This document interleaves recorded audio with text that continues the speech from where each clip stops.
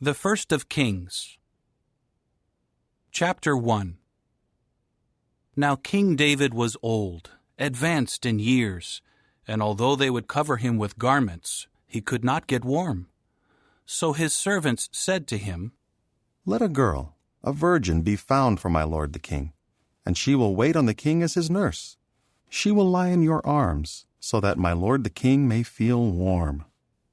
They searched throughout all the territory of Israel for a beautiful girl, and they found Abishag, the Shunammite, and brought her in to the king.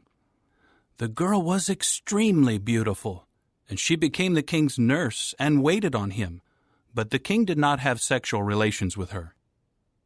Meanwhile, Adonijah the son of Haggith was exalting himself, saying, "I am going to be king." He had a chariot made for himself, with horsemen and 50 men to run before him. But his father had never confronted him by saying, "Why have you done this?"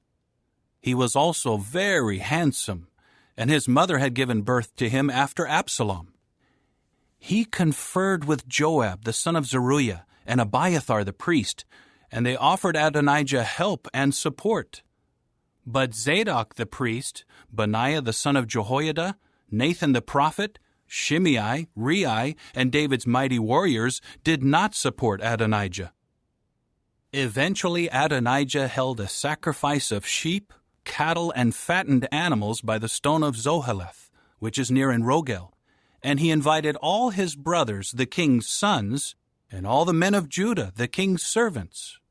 But he did not invite Nathan the prophet, Benaiah, and the mighty warriors, or Solomon his brother.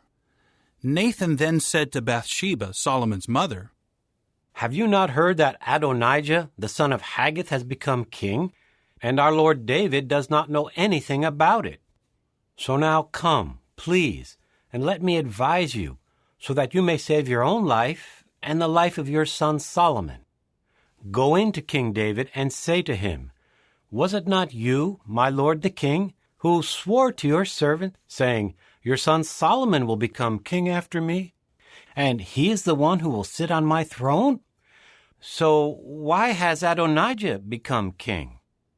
While you are still there speaking with the king, I will come in after you and confirm your words.'"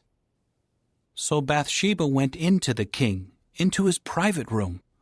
The king was very old, and Abishag the Shunammite was waiting on the king. Then Bathsheba bowed low and prostrated herself to the king, and the king said, "What is your request?" She replied, "My lord, it was you who swore by Jehovah your God to your servant, 'Your son Solomon will become king after me, and he is the one who will sit on my throne.' But look, Adonijah has become king, and my lord the king does not know anything about it. He sacrificed bulls, fattened animals, and sheep in great quantity, and invited all the sons of the king, and Abiathar the priest, and Joab the chief of the army. But he did not invite your servant Solomon. And now, my lord the king, the eyes of all Israel are upon you, to tell them who will sit on the throne of my lord the king after him. Otherwise, as soon as my lord the king is laid to rest with his forefathers, I and also my son Solomon will be considered traitors." And while she was still speaking to the king, Nathan the prophet came in. At once the king was told, "Here is Nathan the prophet."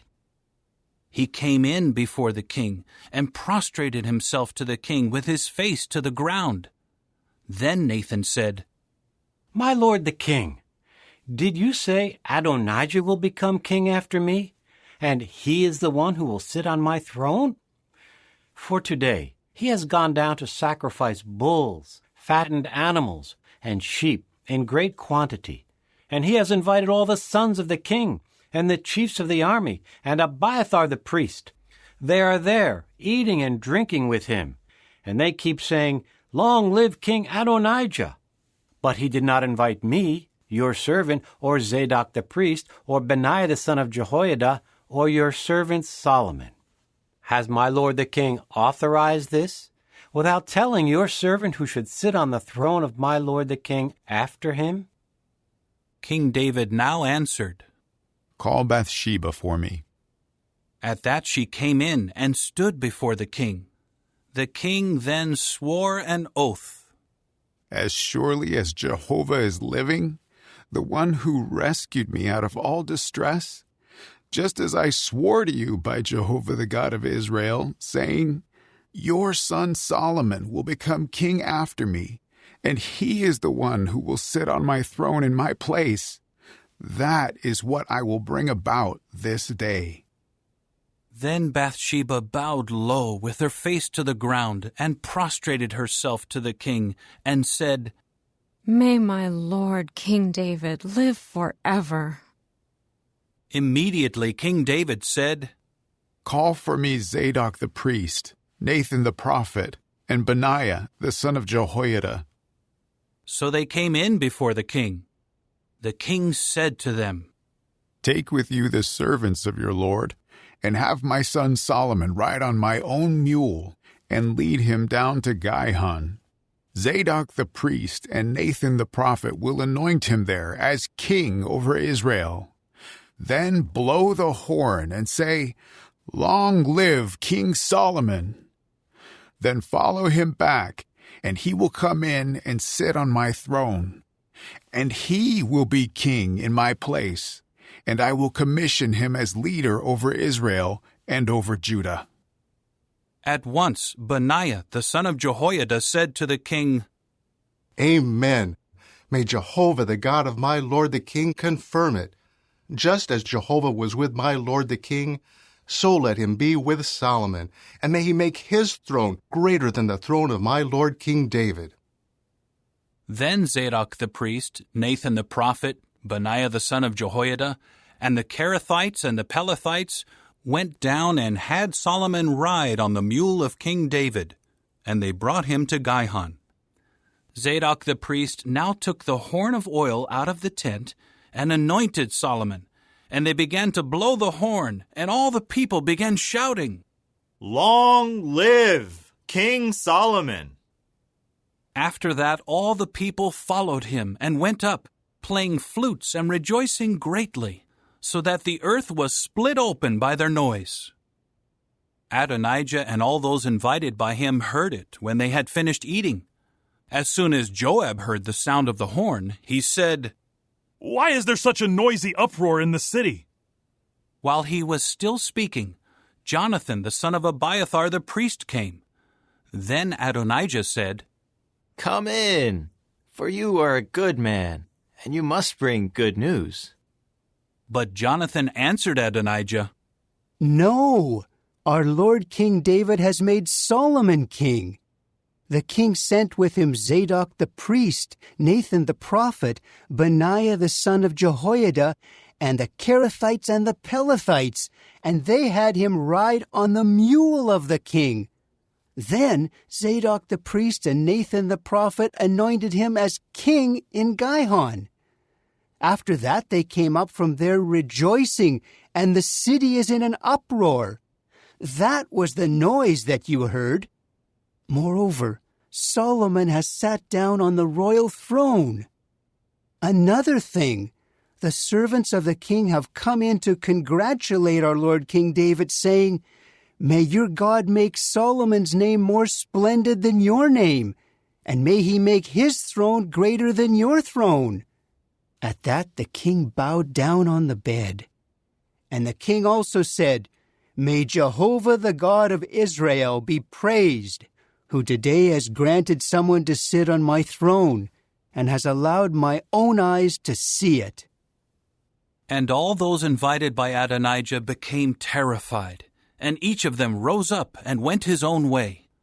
Adonijah was also afraid because of Solomon, so he got up and went and grabbed hold of the horns of the altar. The report was made to Solomon. Here Adonijah has become afraid of King Solomon, and he has taken hold of the horns of the altar, saying, Let King Solomon first swear to me that he will not put his servant to death by the sword. To this Solomon said, If he behaves in a worthy manner, Not a single hair of his will fall to the ground. But if what is bad is found in him, he will have to die." So King Solomon sent for him to be brought down from the altar. Then he came in and bowed down to King Solomon, after which Solomon said to him, "Go to your own house." Chapter 2.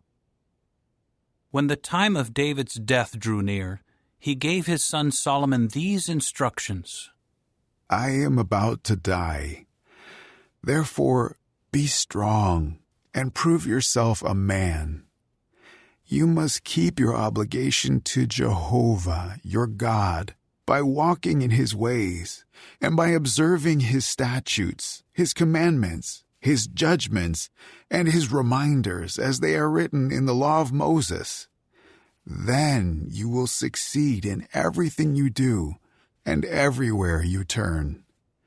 And Jehovah will carry out his promise that he made concerning me. If your sons pay attention to their way by walking faithfully before me with all their heart and soul, there will never fail to be a man of your line sitting on the throne of Israel. You also well know what Joab, the son of Zeruiah, did to me, what he did to 2 chiefs of the armies of Israel, Abner, the son of Ner, and Amasa, the son of Jether.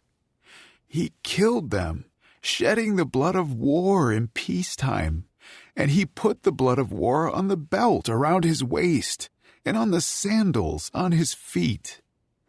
You must act according to your wisdom, and not let his gray hairs go down in peace to the grave.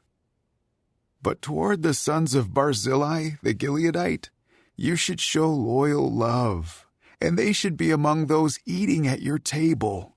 For that was how they stood by me when I ran away from your brother Absalom.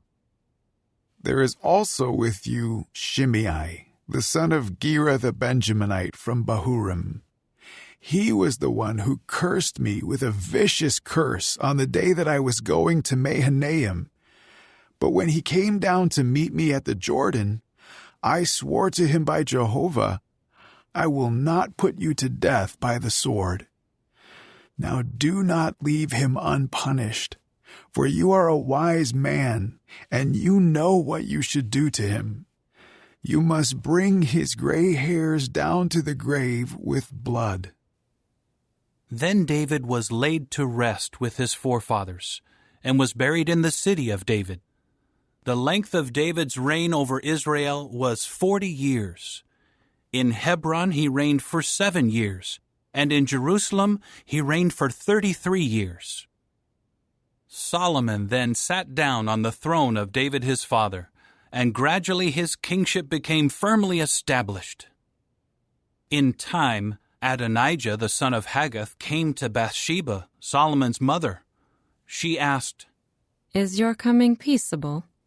He replied, "It is peaceable." He then said, "I have something to say to you." So she said, "Speak." He continued, "You well know that the kingship was to become mine, and all Israel expected me to become king.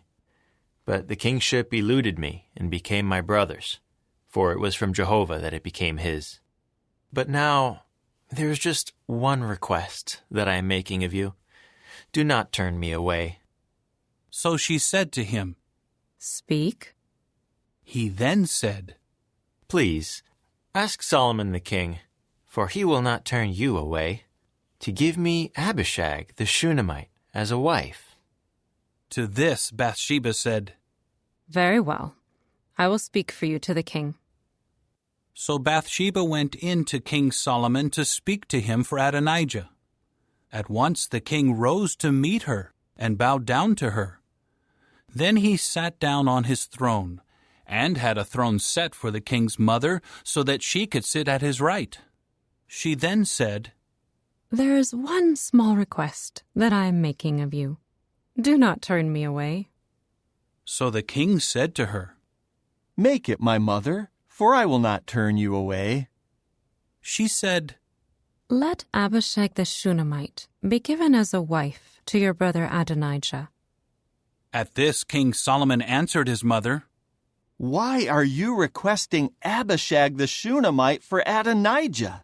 You may as well request the kingship for him, for he is my older brother, and supporting him are Abiathar the priest and Joab the son of Zeruiah.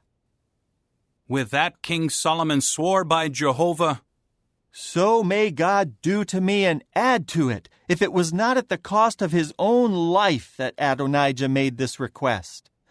And now, as surely as Jehovah is living, who has firmly established me and seated me on the throne of David my father, and who made a house for me, just as he promised, Adonijah will be put to death today. King Solomon immediately sent Benaiah the son of Jehoiada, who went out and struck Adonijah down, and he died. To Abiathar the priest the king said, Go to your fields in Anathoth. You deserve to die, but on this day I will not put you to death, because you carried the ark of the sovereign Lord Jehovah before David my father, and because you shared in all the hardships that my father suffered. So Solomon drove Abiathar out from serving as a priest of Jehovah, to fulfill Jehovah's word against the house of Eli in Shiloh. When the news reached Joab, for Joab had supported Adonijah, but he had not supported Absalom, Joab fled to the tent of Jehovah and grabbed hold of the horns of the altar. Then King Solomon was told, Joab has fled to the tent of Jehovah, and he is there beside the altar. So Solomon sent Benaiah the son of Jehoiada, saying, Go, strike him down. So Benaiah went to the tent of Jehovah and said to him, This is what the king says. Come out. But he said, No, I will die here. Benaiah brought word back to the king. This is what Joab said, and this is what he answered me. Then the king said to him, Do just as he said. Strike him down and bury him, and remove from me and from the house of my father the blood that Joab spilled without just cause. Jehovah will bring his blood back on his own head. For without my father David's knowledge, he struck down and killed with the sword 2 men more righteous and better than he was, Abner the son of Ner, the chief of the army of Israel, and Amasa the son of Jether, the chief of the army of Judah. Their blood will come back on the head of Joab, and on the head of his offspring forever. But for David, his offspring, his house, and his throne, may there be peace from Jehovah forever. Then Benaiah the son of Jehoiada went up and struck Joab down and put him to death, and he was buried at his own house in the wilderness. Then the king appointed Benaiah the son of Jehoiada over the army in his place, and the king appointed Zadok the priest in place of Abiathar. Then the king summoned Shimei and said to him, Build yourself a house in Jerusalem and live there. Do not go out from there to any other place. On the day you go out and cross the Kidron Valley, you can be sure that you will die. Your blood will be on your own head. Shimei replied to the king, What you have said is fair. Your servant will do just as my lord the king has said.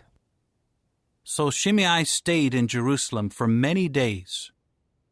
But at the end of 3 years, 2 of Shimei's slaves ran away to Achish, the son of Maacah, the king of Gath. When Shimei was told, Look, your slaves are in Gath. Shimei immediately saddled his donkey and went to see Achish in Gath to find his slaves. When Shimei returned from Gath with his slaves, Solomon was told, Shimei has gone out of Jerusalem to Gath and has returned. At that the king summoned Shimei and said to him, Did I not put you under oath by Jehovah and warn you, on the day you go out from here to any other place, you can be sure that you will die? And did you not say to me, What you are saying is fair, I will obey? Why then did you not keep the oath of Jehovah and the commandment that I imposed on you? The king then said to Shimei, You know in your heart all the injury that you did to David my father, and Jehovah will bring back that injury on your own head.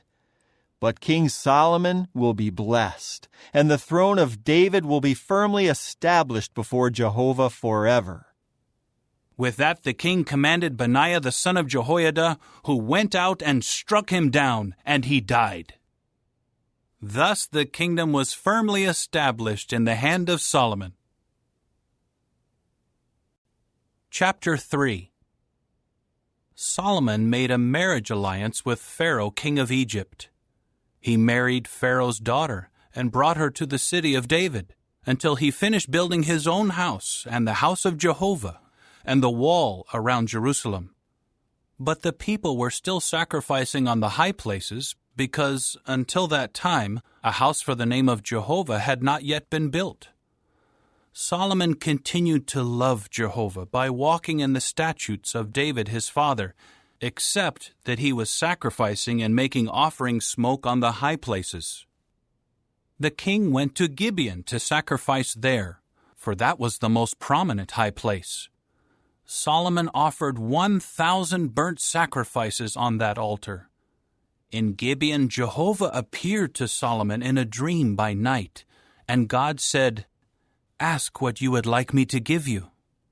At this, Solomon said, You have shown great loyal love toward your servant David my father, as he walked before you in faithfulness, and in righteousness, and in uprightness of heart. You have continued to show him this great loyal love down to this day, by giving him a son to sit on his throne. And now, Jehovah my God, you have made your servant king in the place of David my father, though I am just a youth, and I am inexperienced. Your servant is among your people whom you have chosen, a people so vast that they cannot be numbered or counted. So grant your servant an obedient heart to judge your people, to discern between good and bad, for who is able to judge this numerous people of yours? It was pleasing to Jehovah that Solomon had requested this. God then said to him, Because you requested this, and you did not request for yourself long life, or riches, or the death of your enemies, but you requested understanding to hear judicial cases, I will do what you asked. I will give you a wise and understanding heart, so that just as there has never been anyone like you before, there will never be anyone like you again. Furthermore, what you have not requested I will give you, both riches and glory, so that there will be no other king like you in your lifetime. And if you walk in my ways, by keeping my regulations and my commandments, just as David your father walked, I will also give you a long life. When Solomon awoke, he realized that it had been a dream. Then he went to Jerusalem and stood before the ark of the covenant of Jehovah, and offered up burnt sacrifices and communion offerings, and spread a feast for all his servants. At that time, 2 prostitutes came in to the king and stood before him. The first woman said, Please, my lord, this woman and I live in one house, and I gave birth while she was in the house. On the 3rd day after I gave birth, this woman also gave birth. We were together, just the 2 of us. There was no one else with us in the house. During the night, this woman's son died because she lay on him. So she got up in the middle of the night and took my son from my side while your slave girl was asleep, and laid him in her arms, and she laid her dead son in my arms. When I got up in the morning to nurse my son, I saw that he was dead. So I examined him closely in the morning and saw that it was not my son whom I had given birth to. But the other woman said, No, My son is the living one, and your son is the dead one. But the first woman was saying, No, your son is the dead one, and my son is the living one. That is how they argued before the king.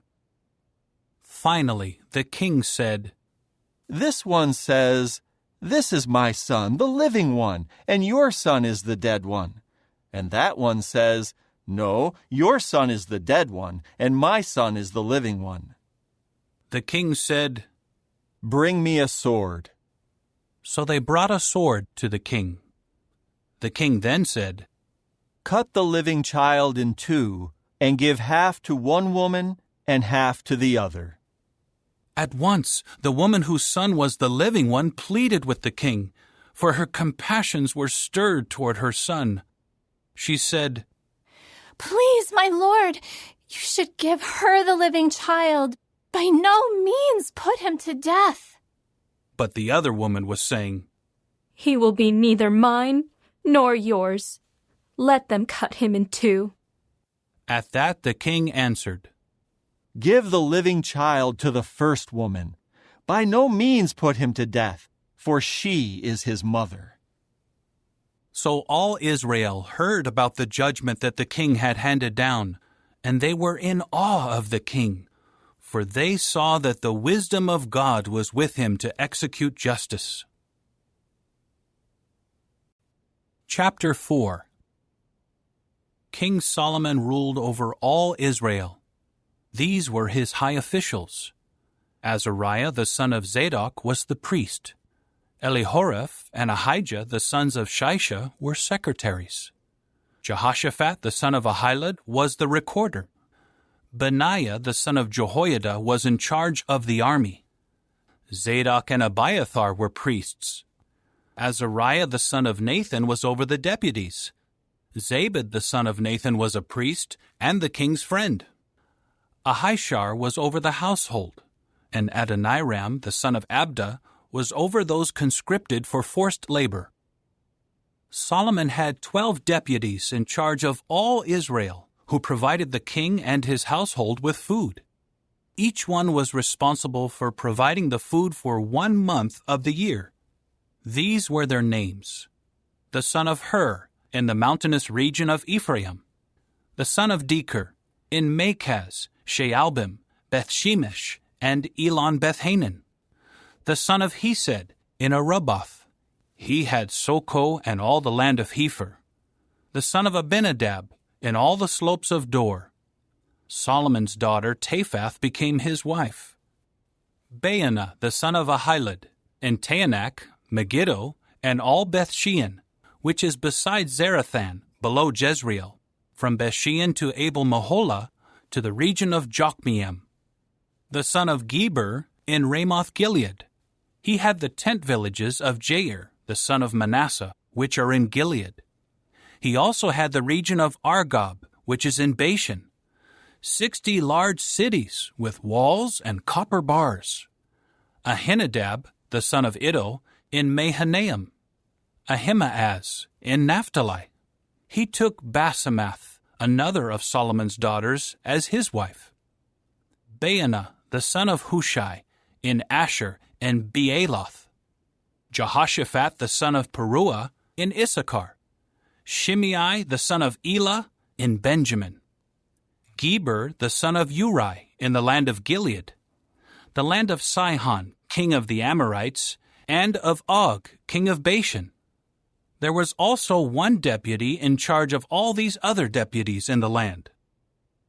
Judah and Israel were as numerous as the grains of sand by the sea. They were eating and drinking and rejoicing. Solomon ruled over all the kingdoms from the river to the land of the Philistines, and to the boundary of Egypt. They brought tribute and served Solomon all the days of his life.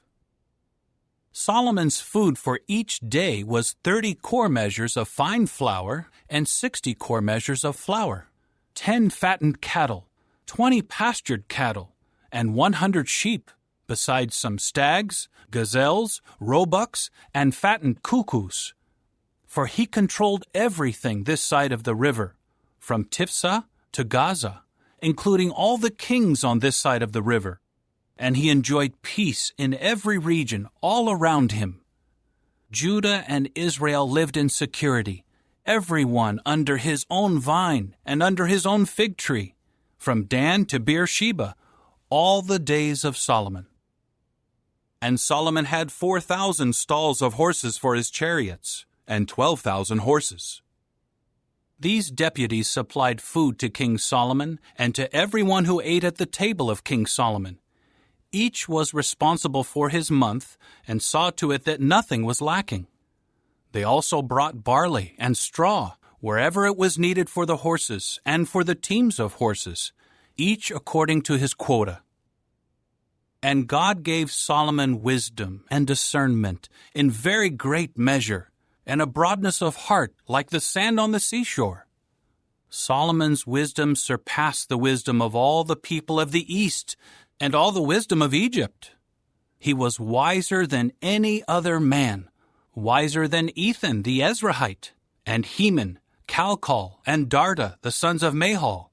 His fame spread among all the surrounding nations. He composed 3,000 proverbs, and his songs numbered 1,005. He would speak about the trees, from the cedar in Lebanon to the hyssop that grows on the wall. He would speak about the animals, the birds, the creeping things, and the fish.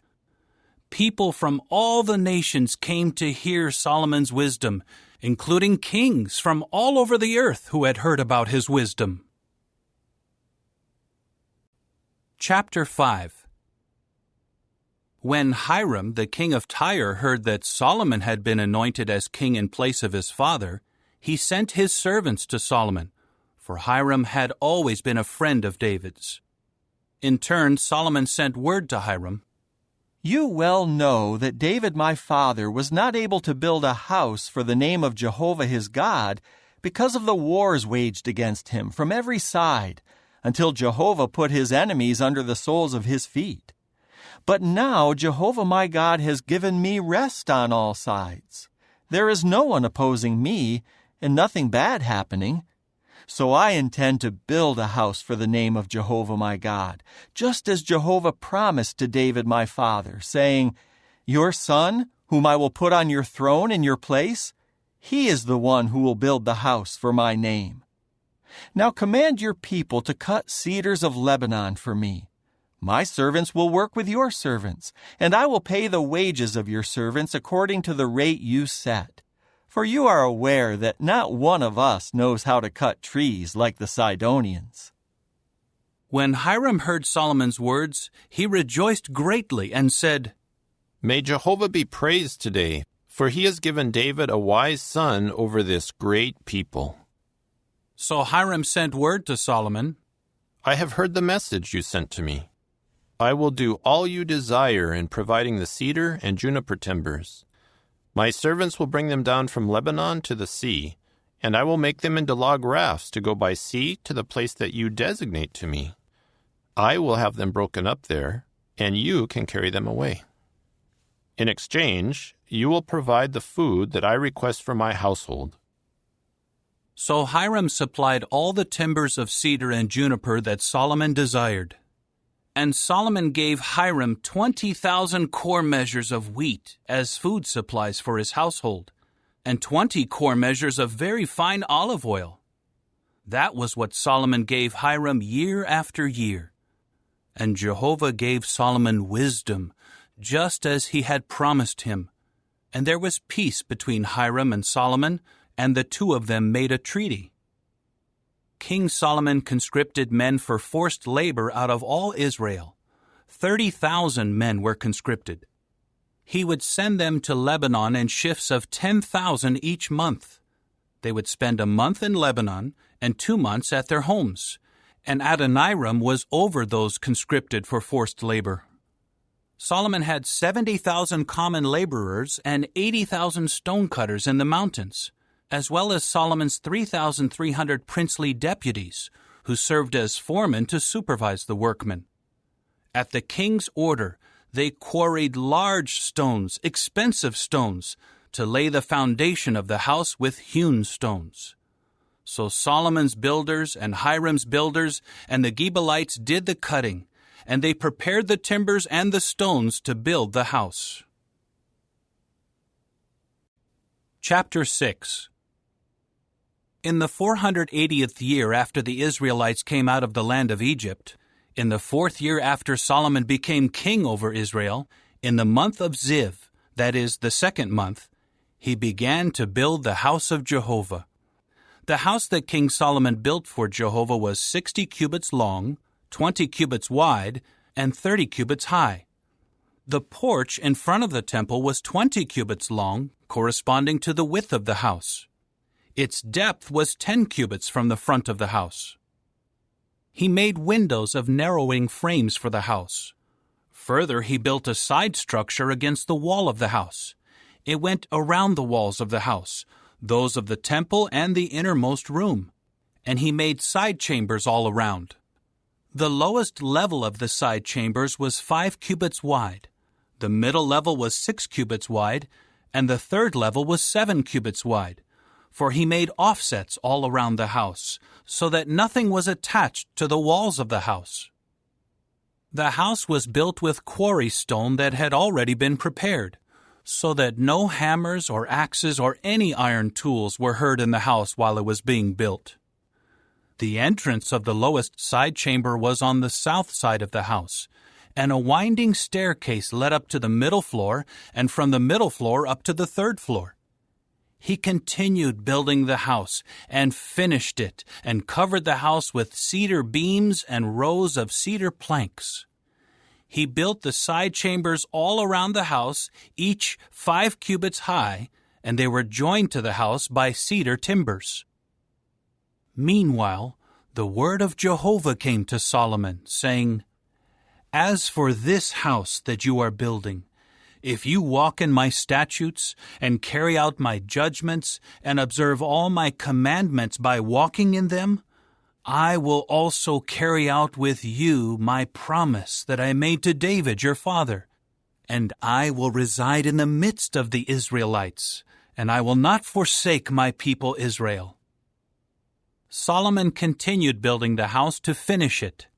He built the inside walls of the house with cedar boards.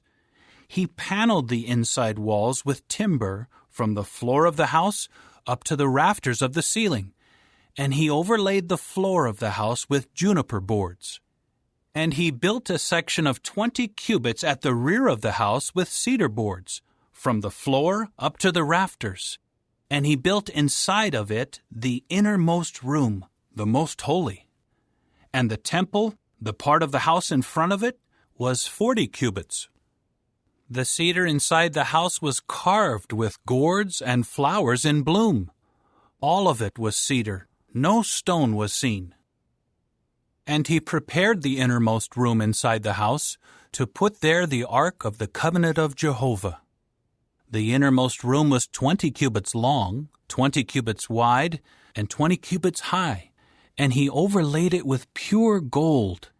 He overlaid the altar with cedar. Solomon overlaid the interior of the house with pure gold, and he stretched gold chains in front of the innermost room, which was overlaid with gold. He overlaid the whole house with gold until all the house was completed. He also overlaid with gold the entire altar near the innermost room. In the innermost room he made 2 cherubs of pine wood, each 10 cubits high. One wing of the cherub measured 5 cubits, and the other wing was 5 cubits. From the tip of one wing to the tip of the other wing was 10 cubits. The second cherub was also 10 cubits. The 2 cherubs had the same size and shape. The height of the one cherub was 10 cubits, as was that of the other cherub. Then he put the cherubs inside the inner house. The wings of the cherubs were extended so that the wing of the one cherub reached to one wall, and the wing of the other cherub reached to the other wall. And their wings extended toward the middle of the house, so that the wings touched. And he overlaid the cherubs with gold. And on all the walls of the house, all around both the inner and outer rooms, he carved figures of cherubs, palm trees, and flowers in bloom. He overlaid the floor of the house with gold in the inner and outer rooms. And for the entrance of the innermost room, he made doors of pine wood, side pillars, and doorposts as a fifth part. The 2 doors were of pine wood, and he carved on them cherubs, palm trees, and flowers in bloom, and he overlaid them with gold. And he hammered the gold down over the cherubs and the palm trees. For the entrance of the temple, that was how he made the doorposts of pine wood, belonging to a 4th part. And he made 2 doors of juniper wood. The one door had 2 leaves that turned on pivots, and the other door had 2 leaves that turned on pivots. He carved cherubs, palm trees, and flowers in bloom, and overlaid gold foil on the carvings. He built the inner courtyard with 3 rows of hewn stone and a row of cedar beams. In the 4th year, in the month of Ziv, the house of Jehovah had its foundation laid. And in the 11th year, in the month of Bul, that is the 8th month, the house was finished in all its details and according to its plan. So he spent 7 years building it. Chapter 7. And it took Solomon 13 years to build his own house, until his whole house was completed. And he built the house of the forest of Lebanon, 100 cubits long, 50 cubits wide, and 30 cubits high on 4 rows of cedar pillars, and there were cedar beams on the pillars. It was paneled above with cedar on the girders that rested on the pillars. They numbered 45, with 15 to a row. There were 3 rows of framed windows, and each window was opposite another window in 3 tiers. All the entrances and the doorposts had square frames, as did the front of the windows that were opposite each other in 3 tiers. And he built the hall of pillars, 50 cubits long and 30 cubits wide, and there was a porch in front of it, with pillars and a canopy. He also built the hall of the throne where he would judge, the hall of judgment, and they paneled it with cedar from the floor to the rafters. The house where he was to live, at the other courtyard, was set back from the hall, and it was similar in workmanship. He also built a house similar to this hall for Pharaoh's daughter, whom Solomon had taken as a wife. All of these were made of expensive stones, hewn according to measure, trimmed with stone saws inside and out, from the foundation up to the coping, and outside as far as the great courtyard. And the foundation was laid with very large expensive stones. Some stones measured 10 cubits, and other stones 8 cubits. And above these were expensive stones hewn according to measure, as well as cedar. Around the great courtyard were 3 rows of hewn stone and a row of cedar beams, like that for the inner courtyard of the house of Jehovah and the porch of the house. King Solomon sent for Hiram and brought him from Tyre. He was the son of a widow from the tribe of Naphtali, and his father was a Tyrian coppersmith, and he had great skill, understanding, and experience for all kinds of work in copper. So he came to King Solomon and did all his work. He cast the 2 pillars of copper. Each pillar was 18 cubits high, and it took a measuring cord 12 cubits long to encircle each of the 2 pillars. And he made 2 capitals cast in copper to put on the tops of the pillars. One capital was 5 cubits high, and the other capital was 5 cubits high. The capital on top of each pillar had mesh network with wreathed chains, 7 for the one capital and 7 for the other capital. And he made pomegranates in 2 rows around the one network to cover the capitals that were on the top of the pillars. He did the same for both capitals. The capitals on top of the pillars at the porch were of a lily pattern, 4 cubits high. The capitals were on the 2 pillars just above the rounded portion adjoining the network. And there were 200 pomegranates in rows all around on each capital. He set up the pillars of the porch of the temple. He set up the right-hand pillar and named it Jachin, and then he set up the left-hand pillar and named it Boaz. And the top of the pillars had a lily pattern. So the work of the pillars was completed. Then he made the sea of cast metal. It was circular in shape, 10 cubits from brim to brim, and 5 cubits high, and it took a measuring line 30 cubits long to encircle it. And there were ornamental gourds below its brim, completely encircling it, 10 to a cubit all around the sea, with 2 rows of the gourds cast in one piece with it. It stood on 12 bulls, 3 facing north, 3 facing west, 3 facing south, and 3 facing east. And the sea rested on them, and all their hind quarters were toward the center. And its thickness was a handbreadth, and its brim was made like the brim of a cup, like a lily blossom. It would hold 2,000 bath measures. Then he made the 10 carriages of copper. Each carriage was 4 cubits long, 4 cubits wide, and 3 cubits high. And this was how the carriages were constructed. They had side panels, and the side panels were between the crossbars. And on the side panels between the crossbars were lions, bulls, and cherubs, and the same design was on the crossbars.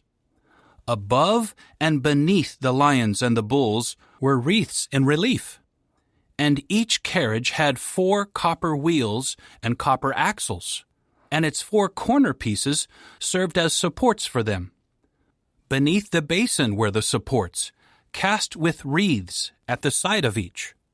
Its opening was inside the crown, extending upward 1 cubit, and its opening was round, making up a stand of 1.5 cubits, and on its mouth were engravings, and their side panels were square, not round. The 4 wheels were below the side panels, and the supports of the wheels were attached to the carriage, and the height of each wheel was 1.5 cubits. And the wheels were made like chariot wheels. Their supports, rims, spokes, and hubs were all of cast metal. There were 4 supports on the 4 corners of each carriage. Its supports were cast as part of the carriage. On top of the carriage was a circular band, 1/2 cubit high, and on the top of the carriage its framing pieces and its side panels were cast as part of it. On the surfaces of its framing pieces and on its side panels he engraved cherubs, lions, and palm trees, according to the amount of space on each, with wreaths all around. This is how he made the 10 carriages. They were all cast alike, with the same measure and shape. He made 10 copper basins. Each could hold 40 bath measures. Each basin measured 4 cubits.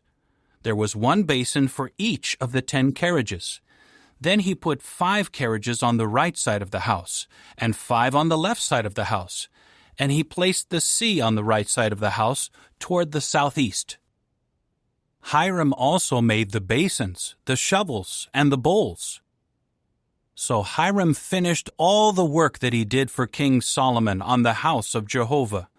The 2 pillars and the bowl-shaped capitals that were on top of the 2 pillars, the 2 networks to cover the 2 bowl-shaped capitals that were on top of the pillars, the 400 pomegranates for the 2 networks, 2 rows of pomegranates for each network, to cover the 2 bowl-shaped capitals that were on the 2 pillars, the 10 carriages and the 10 basins on the carriages, the sea and the 12 bowls beneath the sea, and the cans, the shovels, the bowls, and all the utensils which Hiram made of polished copper for King Solomon for the house of Jehovah. The king cast them in clay molds in the district of the Jordan, between Succoth and Zarethan. Solomon left all the utensils unweighed because they were in such great quantities. The weight of the copper was not ascertained.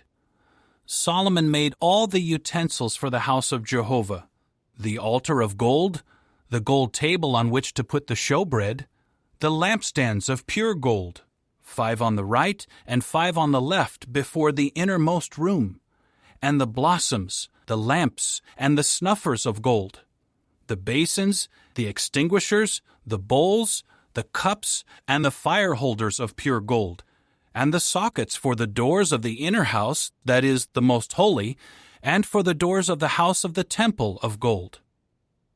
So King Solomon completed all the work he had to do for the house of Jehovah. Solomon then brought in the things that David his father had made holy, and he put the silver, the gold, and the articles into the treasuries of the house of Jehovah. Chapter 8. At that time Solomon congregated the elders of Israel, all the heads of the tribes, the chieftains of the paternal houses of Israel. They came to King Solomon at Jerusalem to bring up the ark of the covenant of Jehovah from the city of David, that is, Zion. All the men of Israel assembled before King Solomon at the festival in the month of Ethanim, that is, the 7th month. So all the elders of Israel came, and the priests lifted up the ark. They brought up the ark of Jehovah, the tent of meeting, and all the holy utensils that were in the tent. The priests and the Levites brought them up. King Solomon and the entire assembly of Israel, who had been summoned to meet with him, were before the ark. So many sheep and cattle were being sacrificed that they could not be counted or numbered. Then the priests brought the ark of the covenant of Jehovah to its place, into the innermost room of the house, the most holy, underneath the wings of the cherubs. Thus the wings of the cherubs were spread out over the place of the ark, so that the cherubs overshadowed the ark and its poles. The poles were so long that the tips of the poles were visible from the holy in front of the innermost room, but they were not visible from outside, and they are there to this day. There was nothing in the ark but the 2 stone tablets that Moses placed there at Horeb, when Jehovah made a covenant with the people of Israel while they were coming out of the land of Egypt. When the priests came out from the holy place, the cloud filled the house of Jehovah. The priests were not able to stand to minister because of the cloud, for the glory of Jehovah filled the house of Jehovah. At that time, Solomon said, Jehovah said he would reside in the thick gloom. I have successfully built a lofty house for you, an established place for you to dwell in forever. Then the king turned around and began to bless all the congregation of Israel, while all the congregation of Israel stood.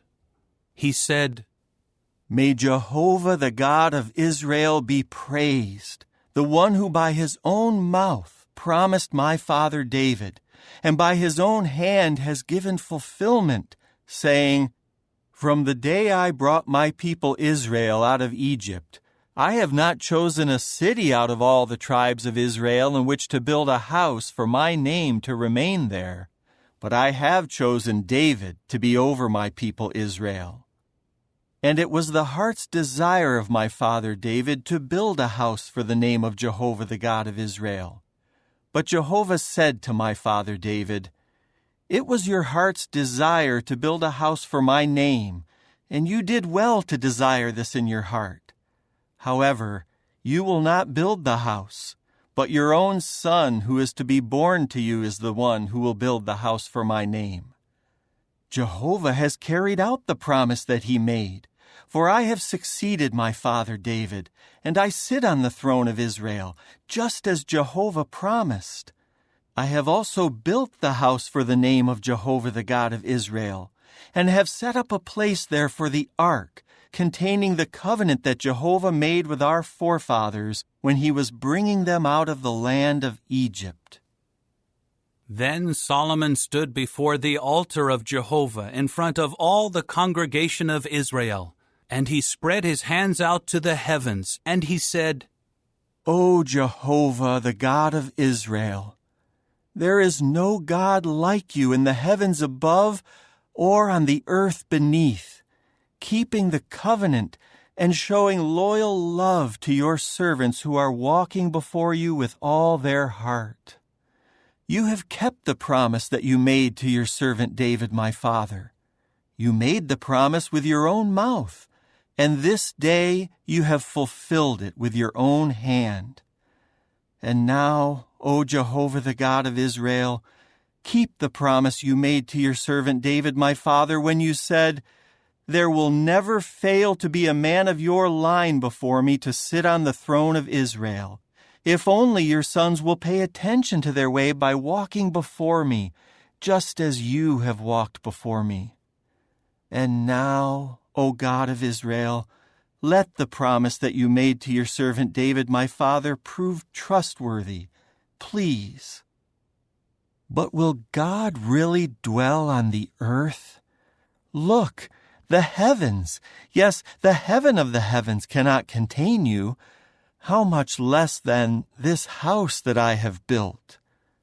Now pay attention to the prayer of your servant, and to his request for favor, O Jehovah my God, and listen to the cry for help and to the prayer that your servant is praying before you today. May your eyes be open toward this house night and day, toward the place of which you said, 'My name will be there,' to listen to the prayer that your servant prays toward this place. And listen to your servant's request for favor, and to the request by your people Israel that they pray toward this place. And may you hear from your dwelling place in the heavens. Yes, may you hear and forgive. When a man sins against his fellow man and is made to take an oath and is brought under liability to the oath, and while under the oath he comes before your altar in this house, may you then hear from the heavens and act and judge your servants by pronouncing the wicked one guilty and bringing what he did on his own head, and by pronouncing the righteous one innocent and rewarding him according to his own righteousness.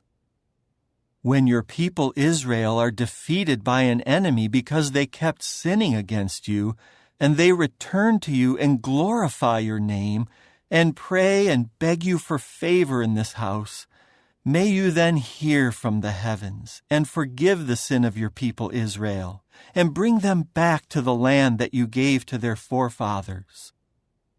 When the heavens are shut up, and there is no rain because they kept sinning against you, and they pray toward this place and glorify your name and turn back from their sin because you humbled them, may you then hear from the heavens and forgive the sin of your servants, of your people Israel, for you will instruct them about the good way in which they should walk, and bring rain on your land that you gave to your people as an inheritance.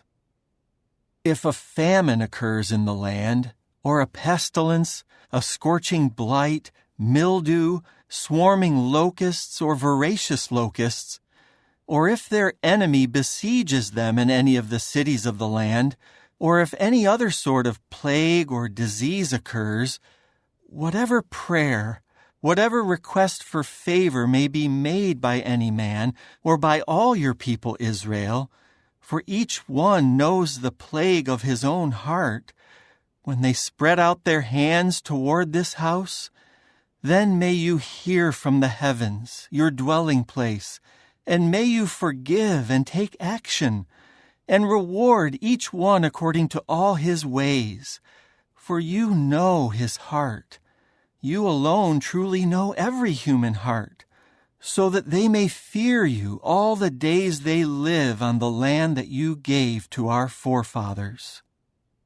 Also concerning the foreigner who is not part of your people Israel, and who comes from a distant land because of your name, for they will hear about your great name and your mighty hand and your outstretched arm, and he comes and prays toward this house, may you then listen from the heavens, your dwelling place, and do all that the foreigner asks of you, so that all the peoples of the earth may know your name and fear you, as your people Israel do, and may know that your name has been called on this house that I have built. If your people go to war against their enemy in the way that you send them, and they pray to Jehovah in the direction of the city that you have chosen, and toward the house that I have built for your name, then hear from the heavens their prayer and their request for favor, and execute judgment for them.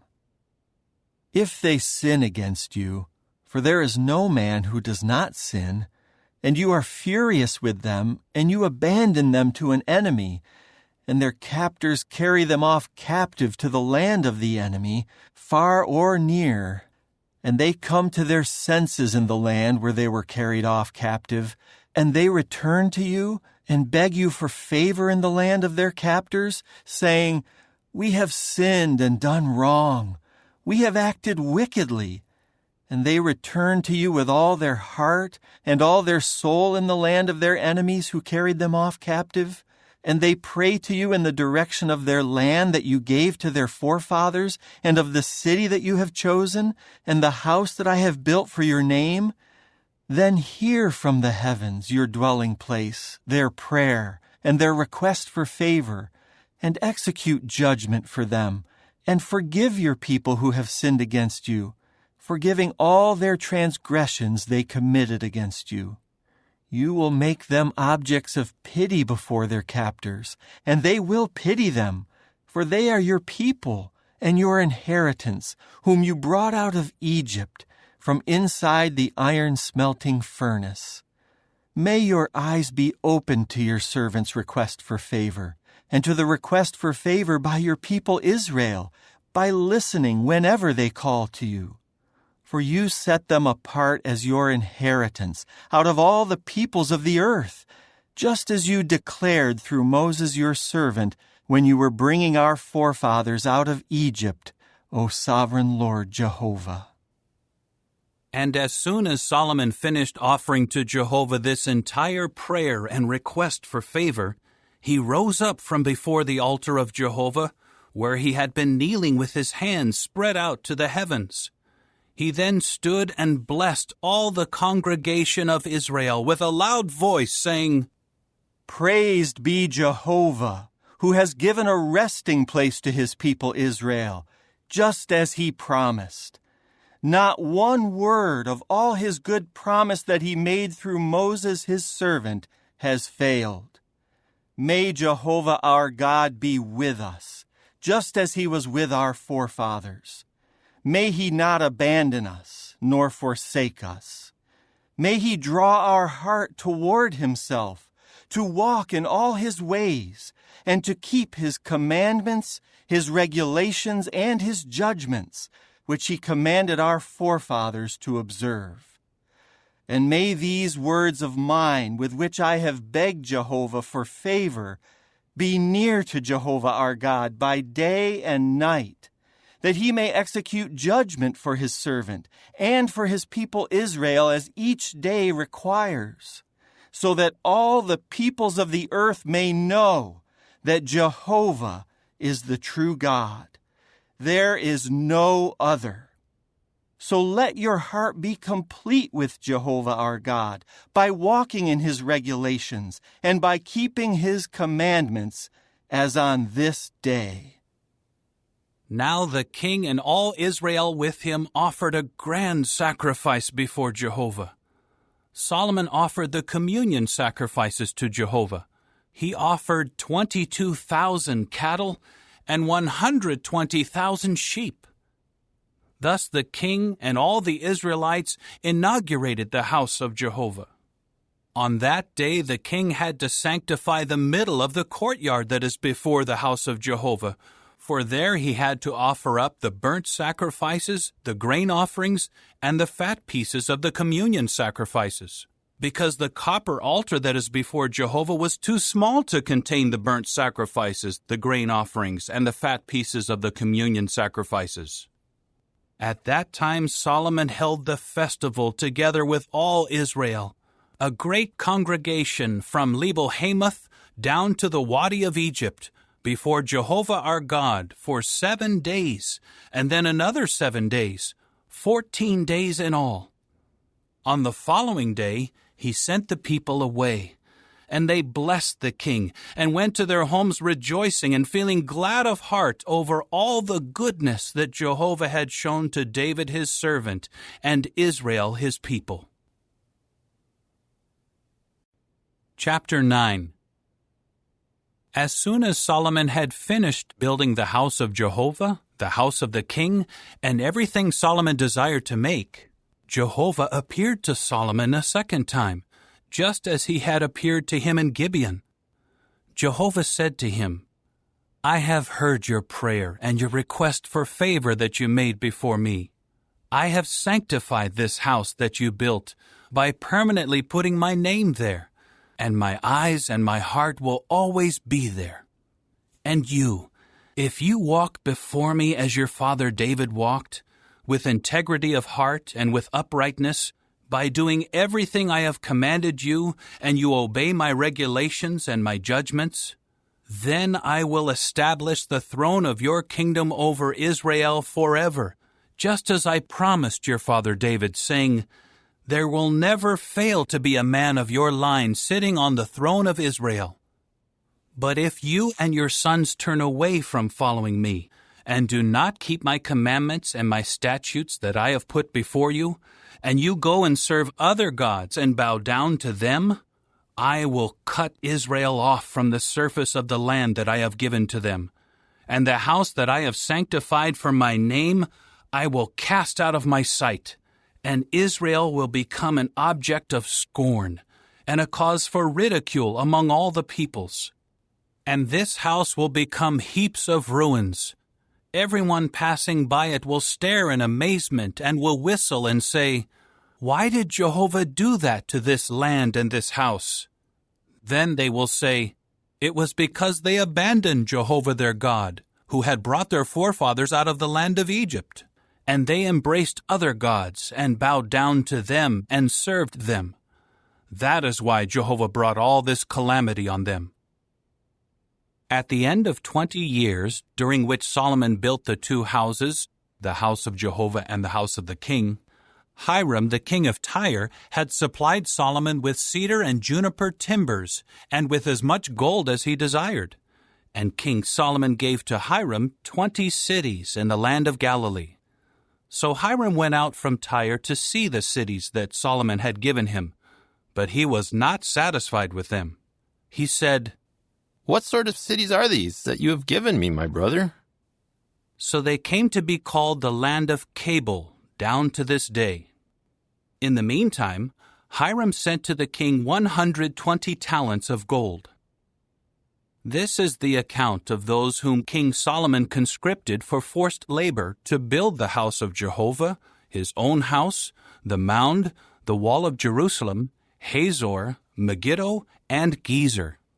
Pharaoh, king of Egypt, had come up and captured Gezer and had burned it with fire, and he had also killed the Canaanites dwelling in the city. So he gave it as a parting gift to his daughter, the wife of Solomon. Solomon built up Gezer, Lower Beth-horon, Baalath, and Tamar in the wilderness within the land, as well as all of Solomon's storage cities, the chariot cities, the cities for the horsemen, and whatever Solomon desired to build in Jerusalem, in Lebanon, and in all the land of his dominion. As for all the people who were left, from the Amorites, the Hittites, the Perizzites, the Hivites, and the Jebusites, who were not part of the people of Israel, their descendants who were left in the land, those whom the Israelites had been unable to devote to destruction, were conscripted by Solomon for forced labor as slaves until this day.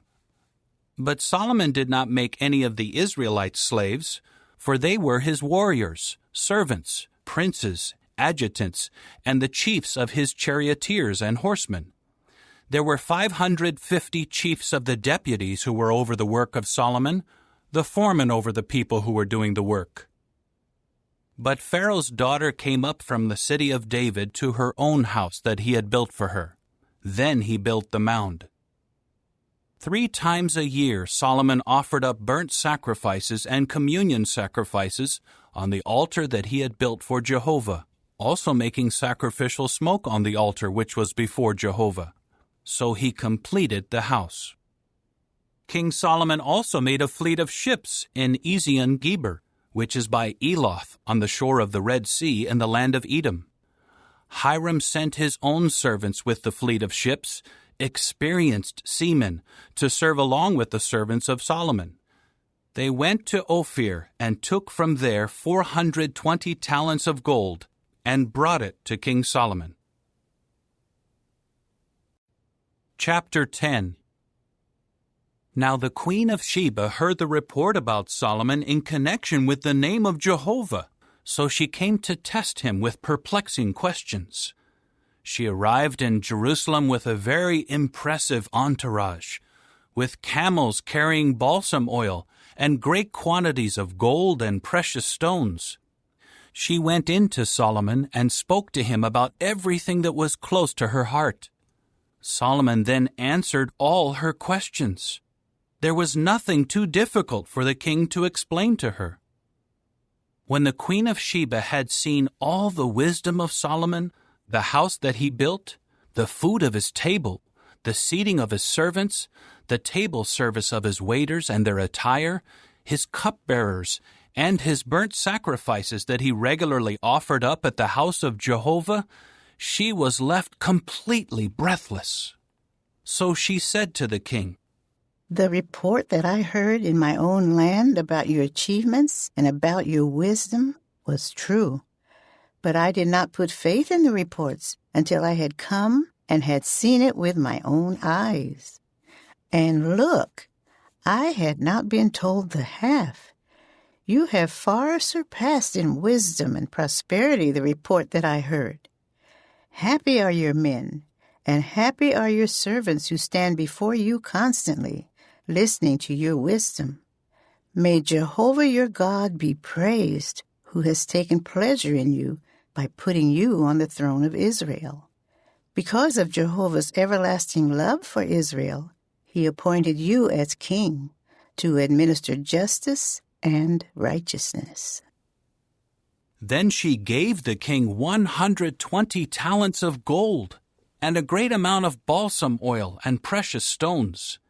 Never again was such a quantity of balsam oil brought in as what the queen of Sheba gave to King Solomon. Hiram's fleet of ships that carried gold from Ophir also brought from Ophir algum timbers in very great quantity and precious stones. The king made from the algum timbers supports for the house of Jehovah and for the king's house, as well as harps and stringed instruments for the singers. Such algum timbers have never again been brought in or seen down to this day. King Solomon also gave the queen of Sheba whatever she desired and asked for, in addition to what he gave her out of his own generosity. After that, she left and returned to her own land together with her servants. And the weight of the gold that came to Solomon in 1 year amounted to 666 talents of gold, besides that from the merchants and the profit from the traders and from all the kings of the Arabs and the governors of the land. King Solomon made 200 large shields of alloyed gold. 600 shekels of gold went on each shield, and 300 bucklers of alloyed gold. 3 minas of gold went on each buckler. Then the king put them in the house of the forest of Lebanon. The king also made a great ivory throne and overlaid it with refined gold. There were 6 steps to the throne, and the throne had a round canopy behind it, and there were armrests on both sides of the seat, and 2 lions were standing beside the armrests. And there were 12 lions standing on the 6 steps, 1 at each end of the 6 steps. No other kingdom had made anything like it. All the drinking vessels of King Solomon were of gold, and all the utensils of the house of the forest of Lebanon were of pure gold. There was nothing made of silver, for silver was considered as nothing in the days of Solomon.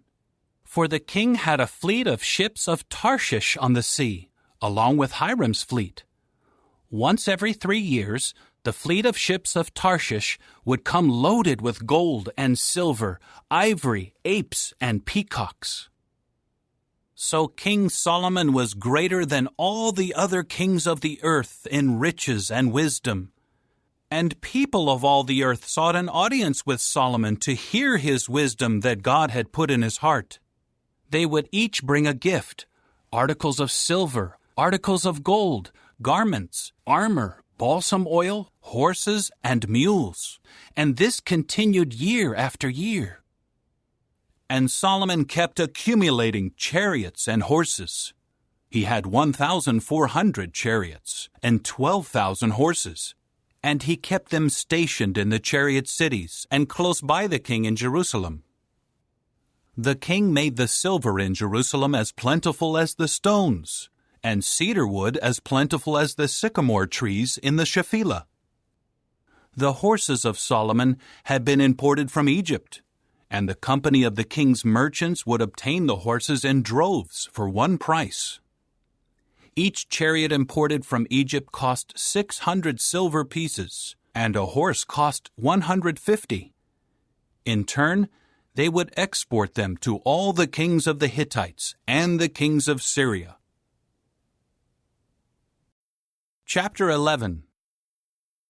But King Solomon loved many foreign women besides the daughter of Pharaoh: Moabite, Ammonite, Edomite, Sidonian, and Hittite women. They were from the nations about whom Jehovah had said to the Israelites, "You must not go in among them, and they should not come in among you, for they will surely incline your heart to follow their gods." But Solomon clung to them and loved them. And he had 700 wives who were princesses, and 300 concubines, and his wives gradually inclined his heart. In Solomon's old age, his wives inclined his heart to follow other gods, and his heart was not complete with Jehovah his God, like the heart of David his father. And Solomon followed after Ashtoreth, the goddess of the Sidonians, and Milcom, the disgusting god of the Ammonites.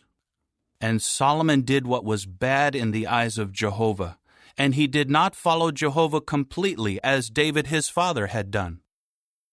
It was then that Solomon built a high place to Chemosh, the disgusting god of Moab, on the mountain in front of Jerusalem, and to Molech, the disgusting god of the Ammonites. That was what he did for all his foreign wives who were making sacrificial smoke and sacrificing to their gods. Jehovah became furious at Solomon because his heart had inclined away from Jehovah the God of Israel, who had appeared to him twice and had warned him about this very thing, that he should not go after other gods. But he did not obey what Jehovah had commanded. Jehovah now said to Solomon, "Because you have done this, and you have not kept my covenant and my statutes as I commanded you, I will surely rip the kingdom away from you, and I will give it to one of your servants. However, for the sake of your father David, I will not do it in your lifetime. I will rip it out of the hand of your son, but I will not rip away the entire kingdom. One tribe I will give to your son, for the sake of David my servant, and for the sake of Jerusalem, which I have chosen." Jehovah then raised up a resistor against Solomon, Hadad the Edomite, of the royal family of Edom. When David defeated Edom, Joab the chief of the army went up to bury the slain, and he tried to strike down every male in Edom. For Joab and all Israel stayed there for 6 months until he had done away with every male in Edom. But Hadad fled with some of his father's Edomite servants, and they went to Egypt. Hadad was then a young boy. So they set out from Midian and came to Paran. They took men with them from Paran and came to Egypt, to Pharaoh, king of Egypt, who gave him a house, assigned him a food allowance, and gave him land. Hadad found favor in the eyes of Pharaoh, so much so that he gave him in marriage the sister of his own wife, Tahpenes the queen.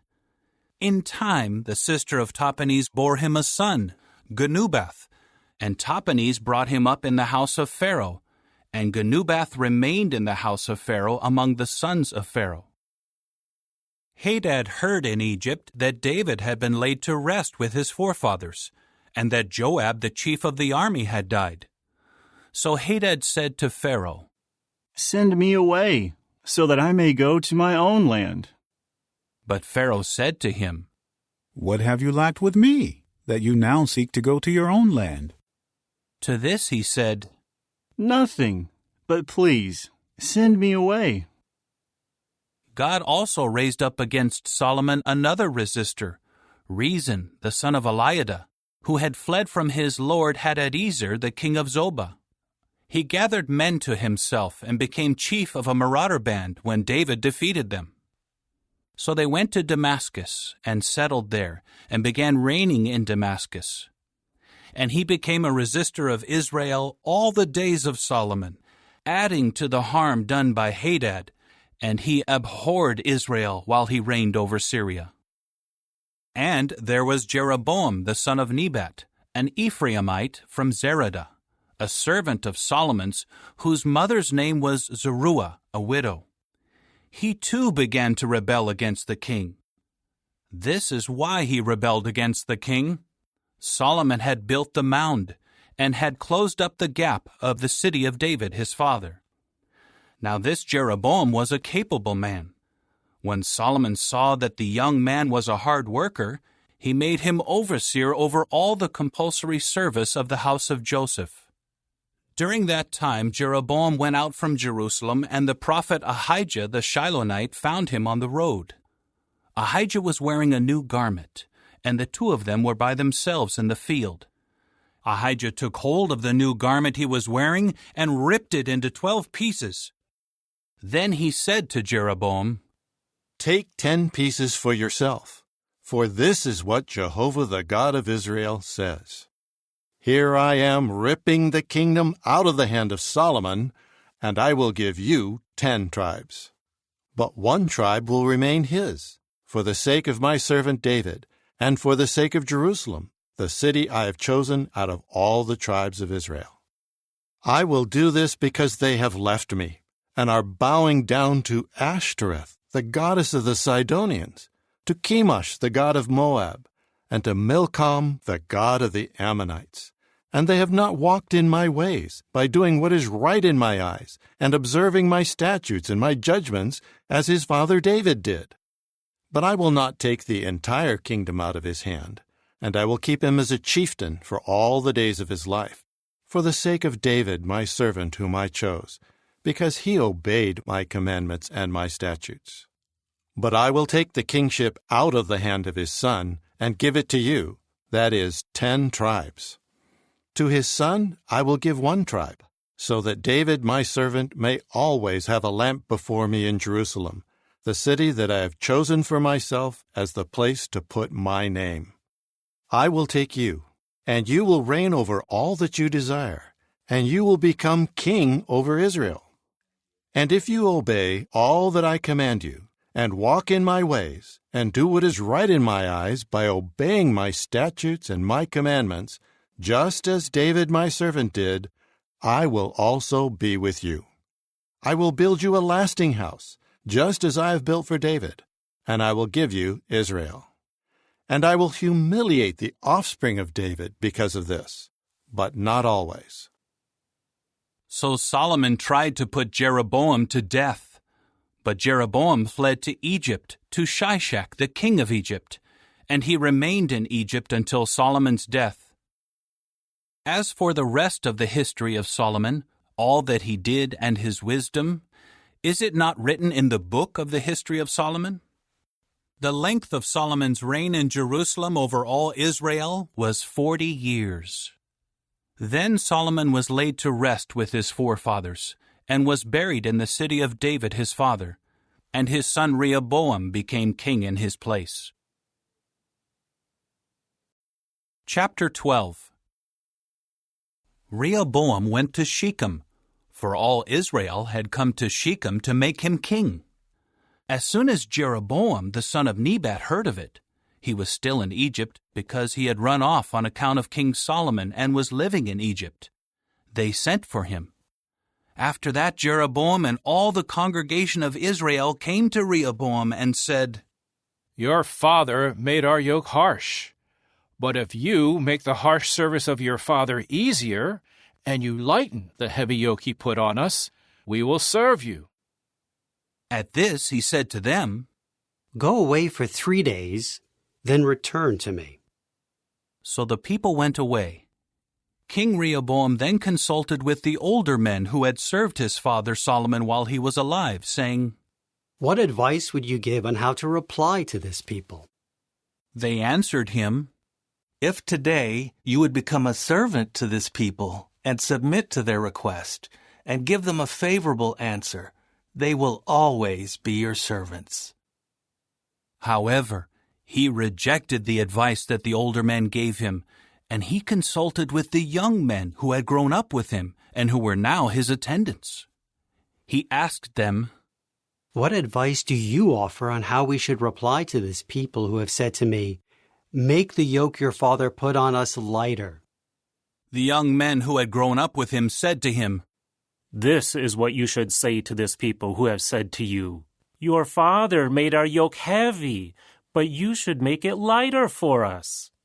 This is what you should tell them, 'My little finger will be thicker than my father's hips.'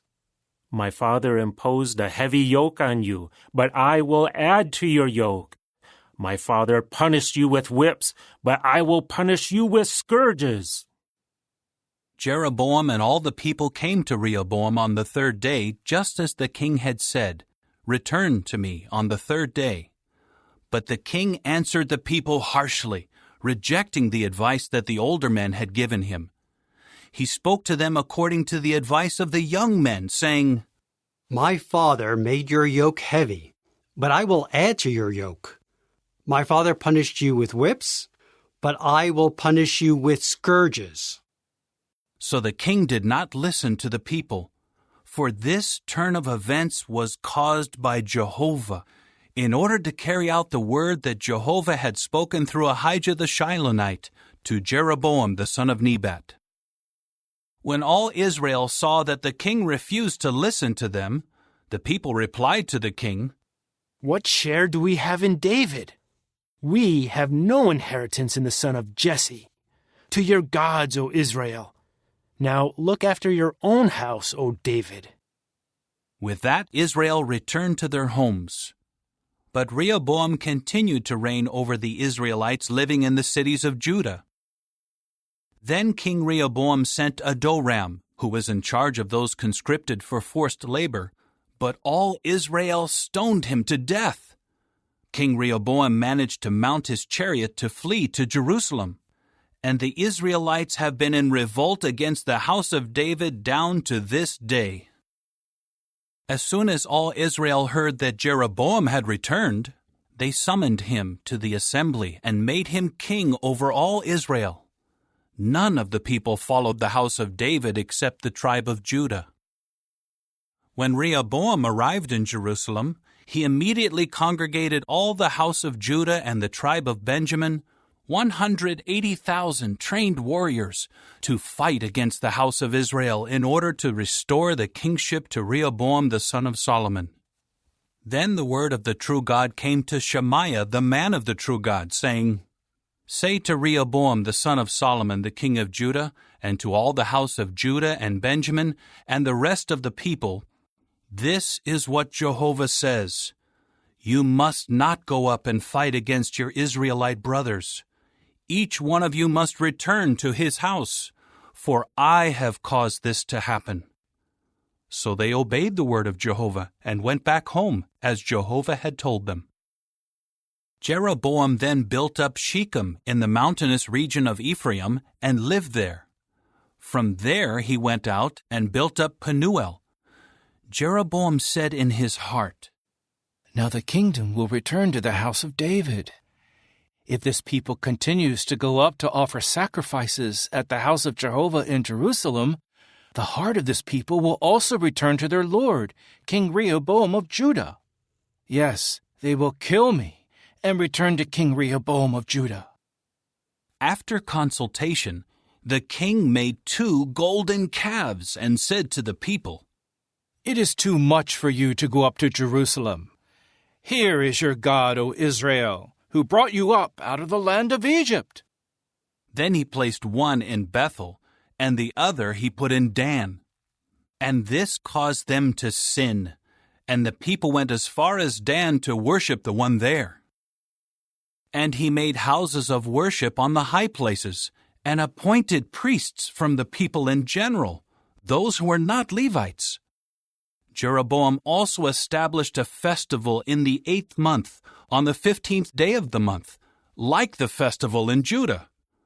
On the altar that he made at Bethel, he sacrificed to the calves he had made, and at Bethel he assigned priests for the high places that he had made. And he began to make offerings on the altar that he had made at Bethel, on the 15th day in the 8th month, in the month that he had devised on his own.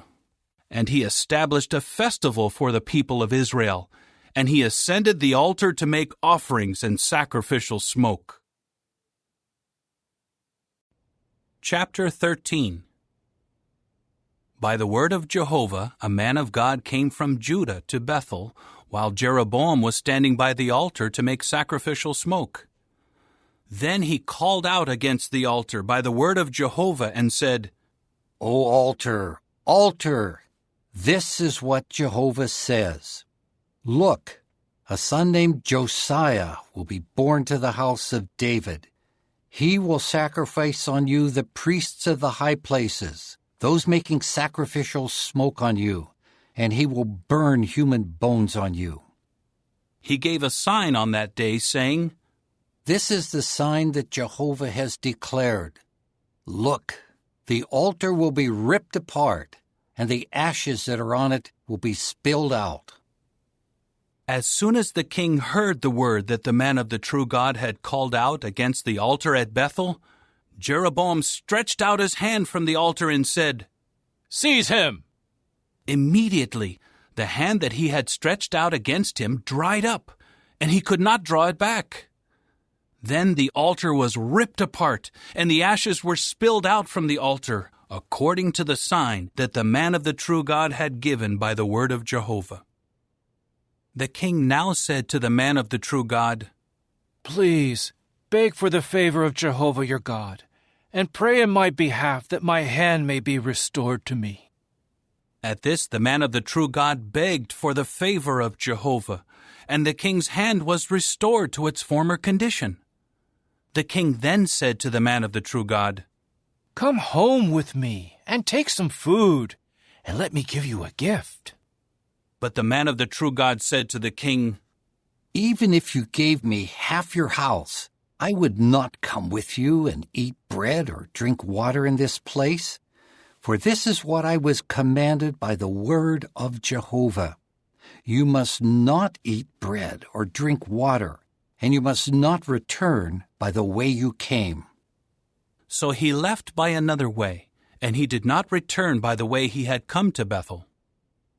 There was a certain old prophet dwelling in Bethel, and his sons came home and related to him all the things that the man of the true God had done that day in Bethel, and the words he had spoken to the king.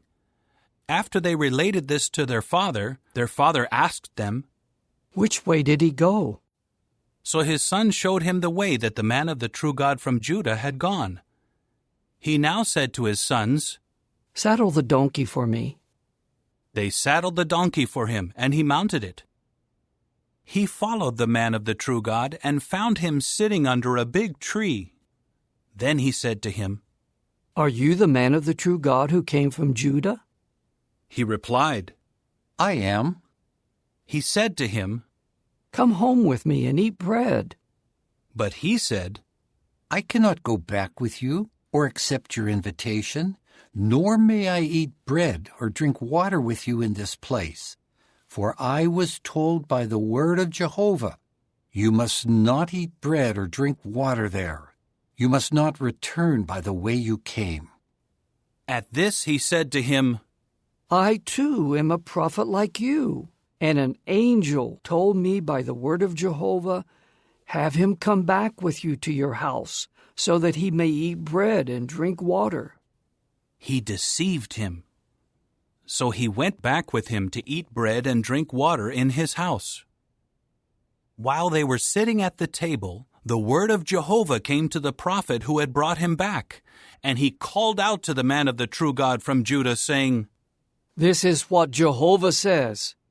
Because you rebelled against the order of Jehovah and did not keep the commandment that Jehovah your God gave you, but you went back to eat bread and drink water in the place about which you were told, do not eat bread or drink water, your dead body will not come into the tomb of your forefathers.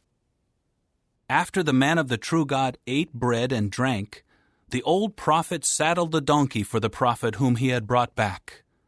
Then he got on his way, but a lion came across him on the road and killed him. His dead body was thrown onto the road, and the donkey stood beside it. The lion was also standing beside the dead body. There were men passing by who saw the dead body thrown onto the road and the lion standing beside the dead body. They came in and told about it in the city where the old prophet lived. When the prophet who had brought him back from the road heard of it, he immediately said, It is the man of the true God, who rebelled against the order of Jehovah. So Jehovah gave him over to the lion to maul and to kill him, according to the word of Jehovah that he spoke to him. He then said to his sons, Saddle the donkey for me. So they saddled it. Then he went on his way and found the dead body thrown onto the road, with the donkey and the lion standing beside it. The lion had not eaten the dead body, nor had it mauled the donkey. The prophet lifted up the dead body of the man of the true God and put him on the donkey, and he brought him back into his own city to mourn and bury him. So he laid the dead body in his own tomb, and they kept crying out over him, Too bad, my brother. After burying him, he told his sons, When I die, you must bury me in the place where the man of the true God is buried. Lay my bones next to his bones. The word that he called out by the word of Jehovah against the altar in Bethel and against all the houses of worship on the high places in the cities of Samaria is sure to take place. Even after this happened, Jeroboam did not turn back from his bad way, but he kept appointing priests for the high places from the people in general. He would install as priests anyone who so desired, saying, Let him become one of the priests for the high places. This sin on the part of the household of Jeroboam led to their destruction and annihilation from the face of the earth. Chapter 14. At that time Abijah the son of Jeroboam fell sick. So Jeroboam said to his wife, Rise up, please, and disguise yourself, so that they will not know that you are Jeroboam's wife, and go to Shiloh. Look, Ahijah the prophet is there. He is the one who spoke of me becoming king over this people. Take with you 10 loaves of bread, sprinkled cakes, and a flask of honey, and go to him. He will then tell you what is going to happen to the boy. Jeroboam's wife did what he said. She rose up and went to Shiloh and came to the house of Ahijah. Ahijah's eyes stared straight ahead, and he could not see because of his age. But Jehovah had told Ahijah, Here is the wife of Jeroboam coming to inquire of you regarding her son, for he is sick. I will tell you what to say to her. When she arrives, she will conceal her identity. As soon as Ahijah heard the sound of her footsteps as she was coming into the entrance, he said, Come in, wife of Jeroboam. Why are you concealing your identity? I have been assigned to give you a harsh message. Go, tell Jeroboam, this is what Jehovah the God of Israel says. I raised you up from among your people to make you a leader over my people Israel. Then I ripped the kingdom away from the house of David and gave it to you. But you have not become like my servant David, who kept my commandments and who walked after me with all his heart, doing only what was right in my eyes. But you have done worse than all those who were prior to you, and you made for yourself another god and metal images to offend me, and it is I whom you have turned your back on. For that reason, I am bringing calamity on the house of Jeroboam, and I will annihilate from Jeroboam every male, including the helpless and weak in Israel, and I will make a clean sweep of the house of Jeroboam, just as one clears away the dung until it is all gone. Anyone belonging to Jeroboam who dies in the city, the dogs will eat, and anyone who dies in the field, the birds of the heavens will eat, for Jehovah has spoken it. Now rise up, go to your house. When you set foot in the city, the child will die. All Israel will mourn him and bury him, for he alone of Jeroboam's family will be laid in a grave, because he is the only one of the house of Jeroboam in whom Jehovah the God of Israel has found something good. Jehovah will raise up for himself a king over Israel who will do away with the house of Jeroboam from that day forward, yes, even now. Jehovah will strike Israel down like a reed that sways in the water, and he will uproot Israel off this good land that he gave to their forefathers, and he will scatter them beyond the river, because they made their sacred poles, offending Jehovah. And he will abandon Israel because of the sins that Jeroboam has committed and has caused Israel to commit. At that Jeroboam's wife rose up and went on her way and came to Tirzah. As she came to the threshold of the house, the boy died. So they buried him, and all Israel mourned him, according to Jehovah's word that he had spoken through his servant Ahijah the prophet. And the rest of the history of Jeroboam, how he waged war and how he reigned, is written in the book of the history of the times of the kings of Israel.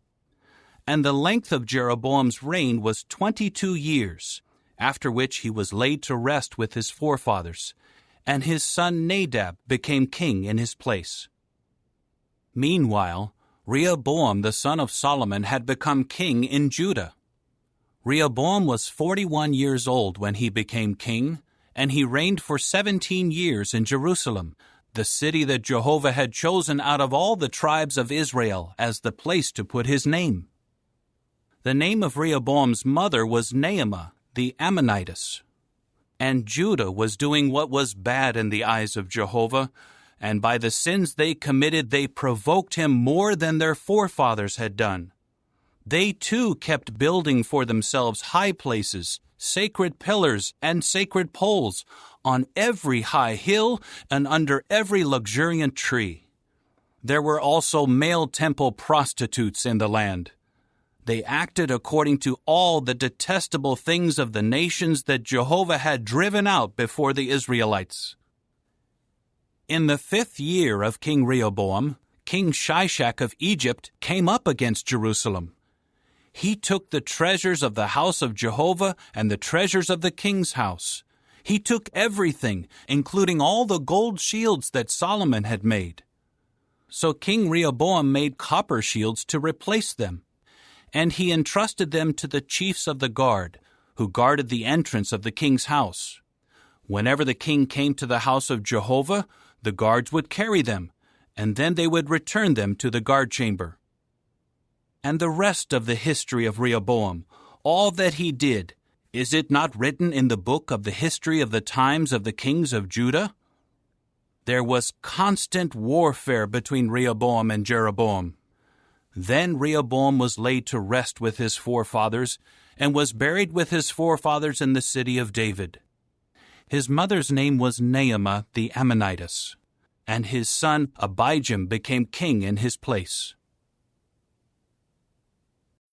Chapter 15. In the 18th year of King Jeroboam the son of Nebat, Abijam became king over Judah. He reigned for 3 years in Jerusalem. His mother's name was Maacah, the granddaughter of Abishalom. He went on walking in all the sins that his father committed prior to him, and his heart was not complete with Jehovah his God, like the heart of David his forefather. However, on account of David, Jehovah his God gave him a lamp in Jerusalem by raising up his son after him, and keeping Jerusalem in existence. For David did what was right in the eyes of Jehovah, and he did not turn aside from anything that he had commanded him all the days of his life, except in the matter of Uriah the Hittite. And there was warfare between Rehoboam and Jeroboam all the days of his life. As for the rest of the history of Abijam, all that he did, is it not written in the book of the history of the times of the kings of Judah? There was also war between Abijam and Jeroboam. Then Abijam was laid to rest with his forefathers, and they buried him in the city of David, and his son Asa became king in his place. In the 20th year of King Jeroboam of Israel, Asa began to reign over Judah. He reigned in Jerusalem for 41 years. His grandmother's name was Maacah, the granddaughter of Abishalom. Asa did what was right in the eyes of Jehovah, like David his forefather. He expelled the male temple prostitutes from the land, and removed all the disgusting idols that his forefathers had made. He even removed Maacah, his grandmother, from her position as queen mother, because she had made an obscene idol for the worship of the sacred pole. Asa cut down her obscene idol and burned it in the Kidron Valley. But the high places were not removed. Nevertheless, Asa's heart was complete with Jehovah all his life, and he brought the things that he and his father had made holy into the house of Jehovah, silver, gold, and various utensils. There was constant warfare between Asa and Baasha, the king of Israel. So King Baasha of Israel came up against Judah and began to build up Ramah, to prevent anyone from going out or coming in to King Asa of Judah. At that Asa took all the silver and the gold that were left in the treasuries of the house of Jehovah and the treasuries of the house of the king, and handed them over to his servants. King Asa then sent them to Ben-Hadad, the son of Tabrimon, the son of Hezion, the king of Syria, who was dwelling in Damascus, saying, "There is a treaty between me and you, and between my father and your father. I am sending you a gift of silver and gold. Come, break your treaty with King Baasha of Israel, so that he will withdraw from me." Ben-Hadad listened to King Asa and sent the chiefs of his armies against the cities of Israel. And they struck down Ijon, Dan, Abel-Beth-Maacah, all Kinnereth, and all the land of Naphtali. When Baasha heard of it, he immediately quit building Ramah and continued dwelling in Tirzah. King Asa then summoned all Judah. No one was exempt, and they carried off the stones and timbers of Ramah that Baasha had been building with. And with them, King Asa built up Geba in Benjamin and Mizpah. As for all the rest of the history of Asa, all his mightiness, and all that he did, and the cities that he built, is it not written in the book of the history of the times of the kings of Judah? But in his old age he suffered from a disease in his feet. Then Asa was laid to rest with his forefathers, and was buried with them in the city of David his forefather, and his son Jehoshaphat became king in his place. Nadab the son of Jeroboam became king over Israel in the 2nd year of King Asa of Judah, and he reigned over Israel for 2 years. He kept doing what was bad in the eyes of Jehovah, and walked in the way of his father, and in his sin that he caused Israel to commit. Baasha the son of Ahijah of the house of Issachar conspired against him, and Baasha struck him down at Gibbethon, which belonged to the Philistines, while Nadab and all Israel were besieging Gibbethon. So Baasha put him to death in the 3rd year of King Asa of Judah, and became king in his place. And as soon as he became king, he struck down all the house of Jeroboam. He did not let remain anyone breathing who belonged to Jeroboam. He had them annihilated according to Jehovah's word that he had spoken through his servant Ahijah the Shilonite. This was because of the sins that Jeroboam had committed and had caused Israel to commit, and because he had greatly offended Jehovah the God of Israel. As for the rest of the history of Nadab, all that he did, is it not written in the book of the history of the times of the kings of Israel?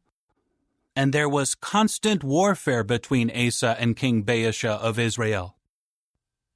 In the 3rd year of King Asa of Judah, Baasha the son of Ahijah became king in Tirzah over all Israel, and reigned for 24 years.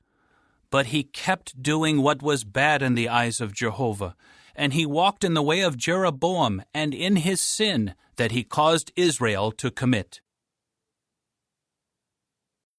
Chapter 16. The word of Jehovah against Baasha then came to Jehu the son of Hanani, saying, I raised you up out of the dust, and made you leader over my people Israel.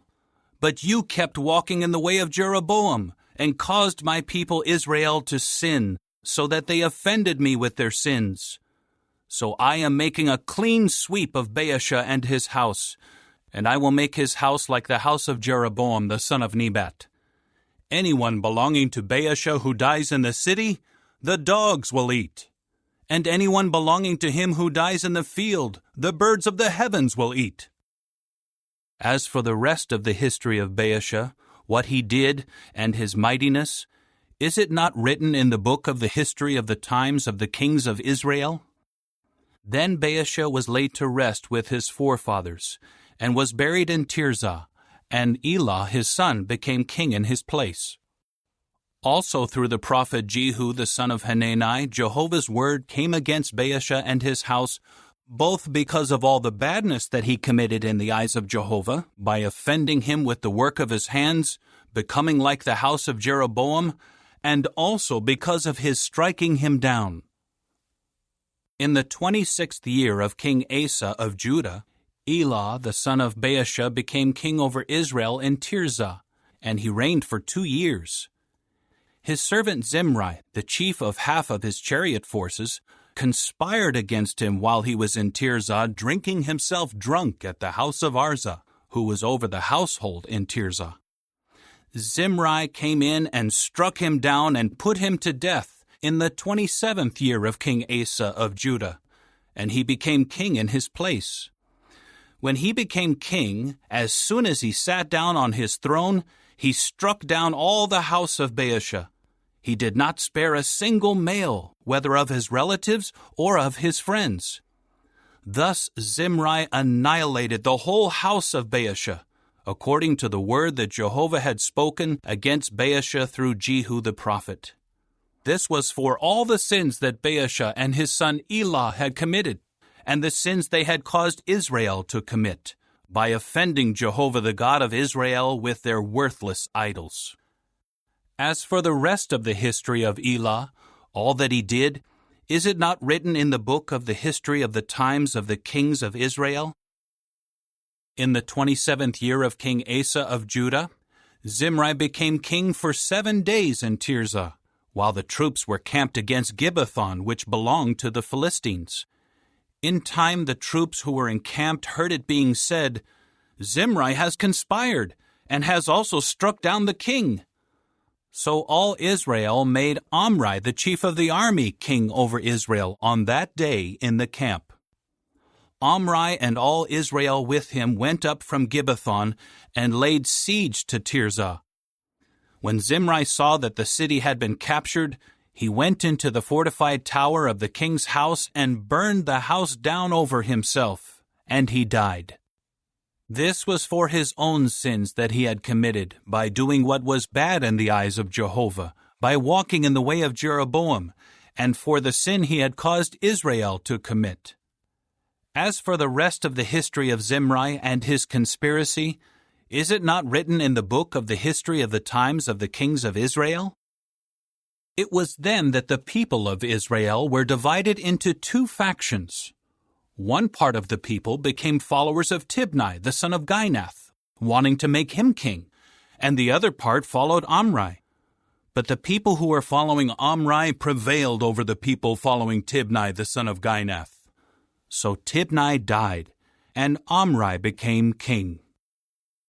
In the 31st year of King Asa of Judah, Omri became king over Israel, and he reigned for 12 years. In Tirzah he reigned for 6 years. He bought the mountain of Samaria from Shemer for 2 talents of silver, and he built a city on the mountain. He named the city that he built Samaria after Shemer, the owner of the mountain. Omri kept doing what was bad in the eyes of Jehovah, and he was worse than all who were prior to him. He walked in all the ways of Jeroboam the son of Nebat, and in the sin he had caused Israel to commit, by offending Jehovah the God of Israel with their worthless idols. As for the rest of the history of Omri, what he did and his mighty exploits, is it not written in the book of the history of the times of the kings of Israel? Then Omri was laid to rest with his forefathers, and was buried in Samaria, and his son Ahab became king in his place. Ahab the son of Omri became king over Israel in the 38th year of King Asa of Judah, and Ahab the son of Omri reigned over Israel in Samaria for 22 years. Ahab the son of Omri was worse in the eyes of Jehovah than all those who were prior to him. As if it were a trivial thing for him to walk in the sins of Jeroboam the son of Nebat, he also took as wife Jezebel, the daughter of Ethbaal, the king of the Sidonians, and began to serve Baal and to bow down to him. Further, he set up an altar to Baal at the house of Baal that he built in Samaria. Ahab also made the sacred pole. Ahab did more to offend Jehovah the God of Israel than all the kings of Israel prior to him. In his days, Hiel the Bethelite rebuilt Jericho. At the cost of Abiram his firstborn he laid its foundation, and at the cost of Segub his youngest he put up its doors, according to the word of Jehovah spoken through Joshua the son of Nun. Chapter 17.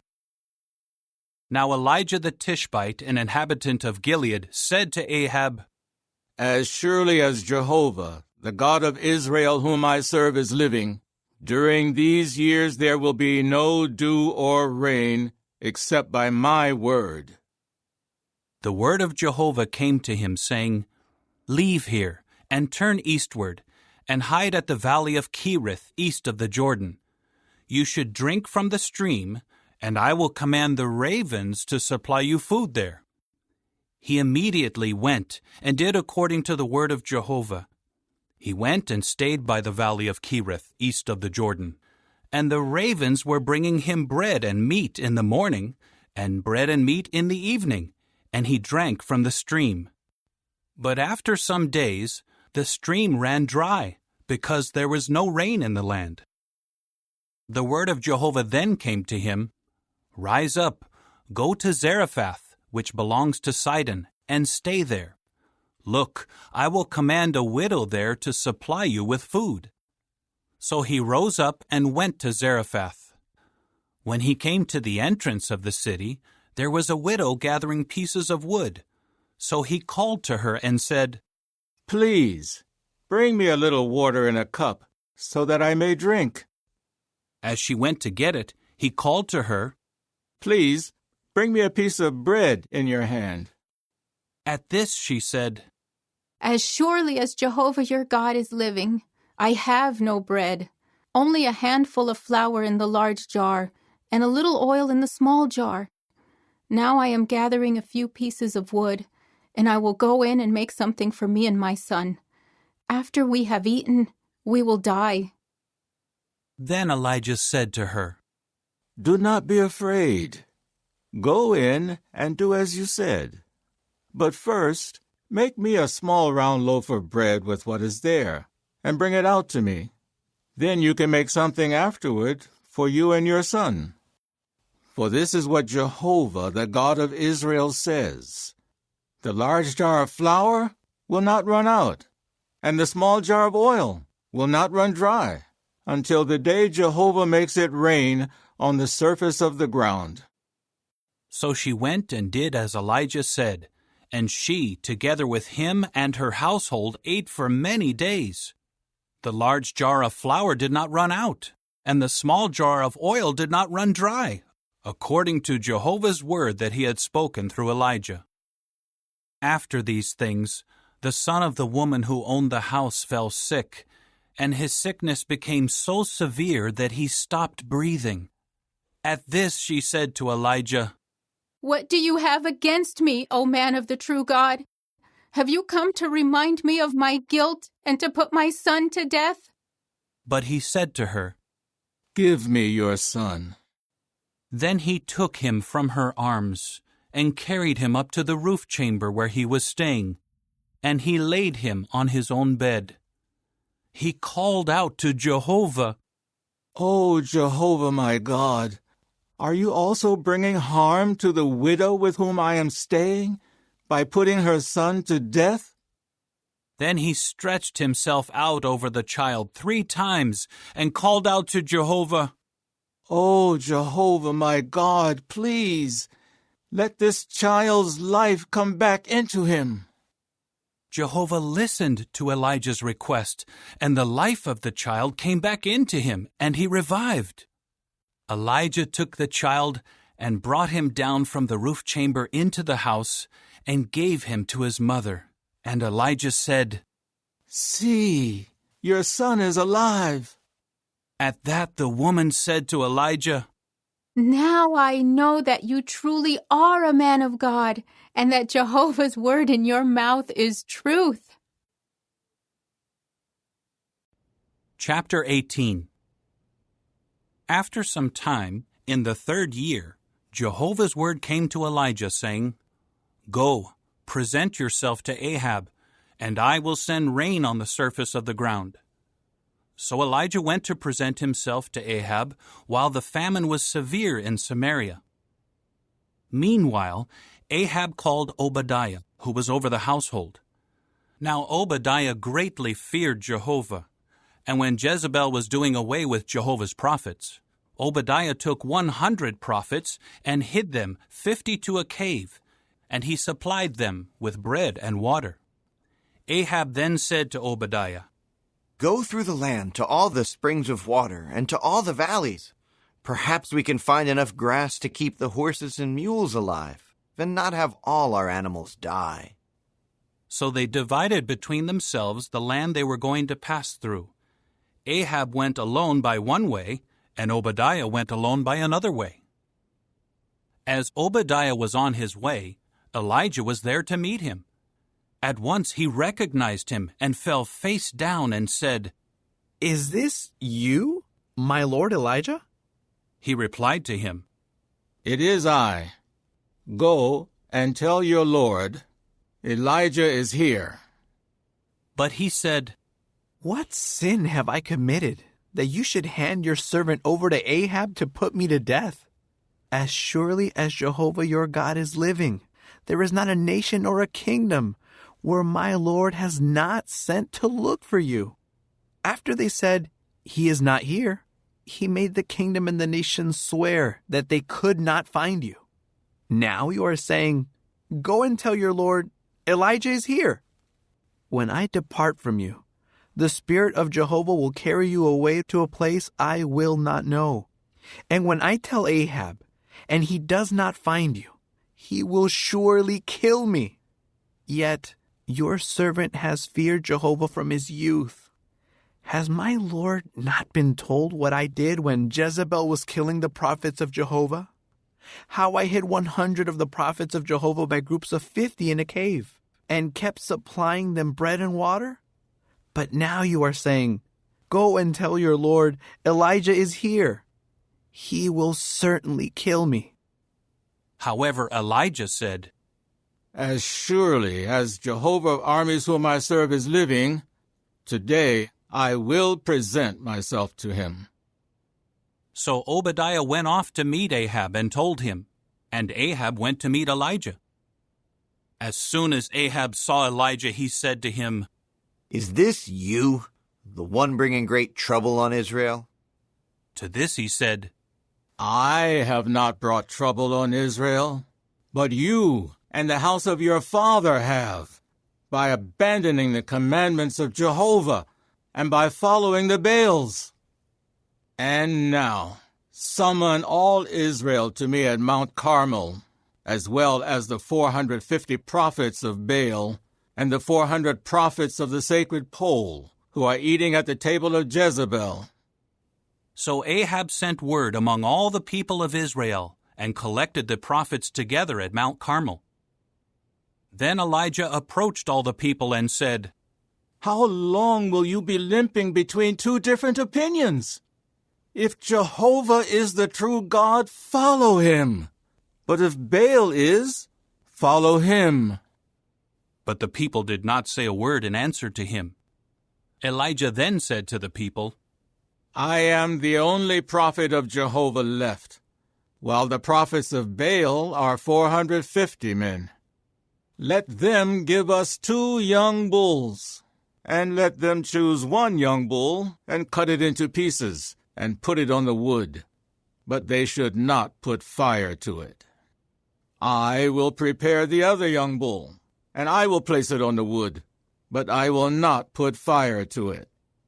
Then you must call on the name of your God, and I will call on the name of Jehovah. The God who answers by fire will show that he is the true God.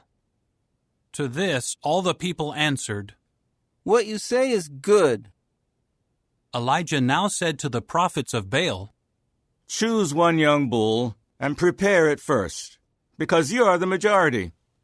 Then call on the name of your God, but you must not put fire to it. So they took the young bull that was given to them, prepared it, and kept calling on the name of Baal from morning until noon, saying, O Baal, answer us. But there was no voice, and no one answering. They kept limping around the altar that they had made. About noon, Elijah began to mock them and say, Call out at the top of your voice. After all, he is a god. Perhaps he is deep in thought, or he has gone to relieve himself. Or maybe he is asleep, and someone needs to wake him up. They were calling out at the top of their voice and cutting themselves with daggers and lances according to their custom until their blood gushed out all over them. Noon was past, and they continued in a frenzy until the time the evening grain offering is presented. But there was no voice and no one answering. No one was paying attention. At length, Elijah said to all the people, Approach me. So all the people approached him. Then he repaired the altar of Jehovah that had been torn down. Elijah then took 12 stones, corresponding to the number of the tribes of the sons of Jacob, to whom Jehovah's word had come, saying, Israel will be your name. With the stones he built an altar in the name of Jehovah. Then he made a trench all around the altar, an area large enough to sow with 2 seah measures of seed. After that, he put the pieces of wood in order, cut the young bull into pieces, and placed it on the wood. He now said, Fill 4 large jars with water, and pour it on the burnt offering and on the pieces of wood. Then he said, Do it again. So they did it again. Once more he said, Do it a 3rd time. So they did it a 3rd time. And the water ran all around the altar, and he also filled the trench with water. About the time when the evening grain offering is presented, Elijah the prophet stepped forward and said, O Jehovah, the God of Abraham, Isaac, and Israel, today let it be known that you are God in Israel, and that I am your servant, and that it is by your word that I have done all these things. Answer me, O Jehovah. Answer me so that this people may know that you, Jehovah, are the true God, and that you are turning their hearts back to you. At that, the fire of Jehovah fell from above and consumed the burnt offering, the pieces of wood, the stones, and the dust, and it licked up the water from the trench. When all the people saw it, they immediately fell face down and said, Jehovah is the true God. Jehovah is the true God. Then Elijah said to them, Seize the prophets of Baal. Do not let a single one of them escape. At once they seized them, and Elijah brought them down to the stream of Kishon and slaughtered them there. Elijah now said to Ahab, Go up, eat and drink, for there is the sound of a heavy downpour. So Ahab went up to eat and drink, while Elijah went up to the top of Carmel and crouched on the ground, keeping his face between his knees. Then he said to his attendant, Go up, please, and look toward the sea. So he went up and looked and said, There is nothing at all. 7 times Elijah said, Go back. The 7th time his attendant said, Look, there is a small cloud, like a man's hand, ascending out of the sea. He now said, Go, say to Ahab, hitch up the chariot. Go down, so that the downpour may not detain you. Meanwhile, the sky grew dark with clouds, the wind blew, and a heavy downpour fell. And Ahab kept riding and made his way to Jezreel. But the hand of Jehovah came on Elijah, and he wrapped his garment around his hips and ran ahead of Ahab all the way to Jezreel. Chapter 19. Then Ahab told Jezebel all that Elijah had done, and how he had killed all the prophets with the sword. At that Jezebel sent a messenger to Elijah, saying, So may the gods do to me and add to it, if by this time tomorrow I do not make you like each one of them. At that he became afraid, so he got up and ran for his life. He came to Beersheba, which belongs to Judah, and he left his attendant there. He went a day's journey into the wilderness, and came and sat down under a broom tree, and he asked that he might die. He said, It is enough. Now, O Jehovah, take my life away, for I am no better than my forefathers. Then he lay down and fell asleep under the broom tree. But suddenly an angel touched him and said to him, Get up and eat. When he looked, there at his head was a round loaf on heated stones and a jug of water. He ate and drank and lay down again. Later the angel of Jehovah came back a second time and touched him and said, Get up and eat, for the journey will be too much for you. So he got up and ate and drank, and in the strength of that nourishment he went on for 40 days and 40 nights until he reached Horeb, the mountain of the true God. There he entered a cave and spent the night. And look, Jehovah's word came to him, telling him, What are you doing here, Elijah? To this he said, I have been absolutely zealous for Jehovah, the God of armies. For the people of Israel have forsaken your covenant. Your altars they have torn down, and your prophets they have killed with the sword, and I am the only one left. Now they are seeking to take my life away. But he said, Go out and stand on the mountain before Jehovah. And look, Jehovah was passing by, and a great and strong wind was splitting mountains and breaking crags before Jehovah.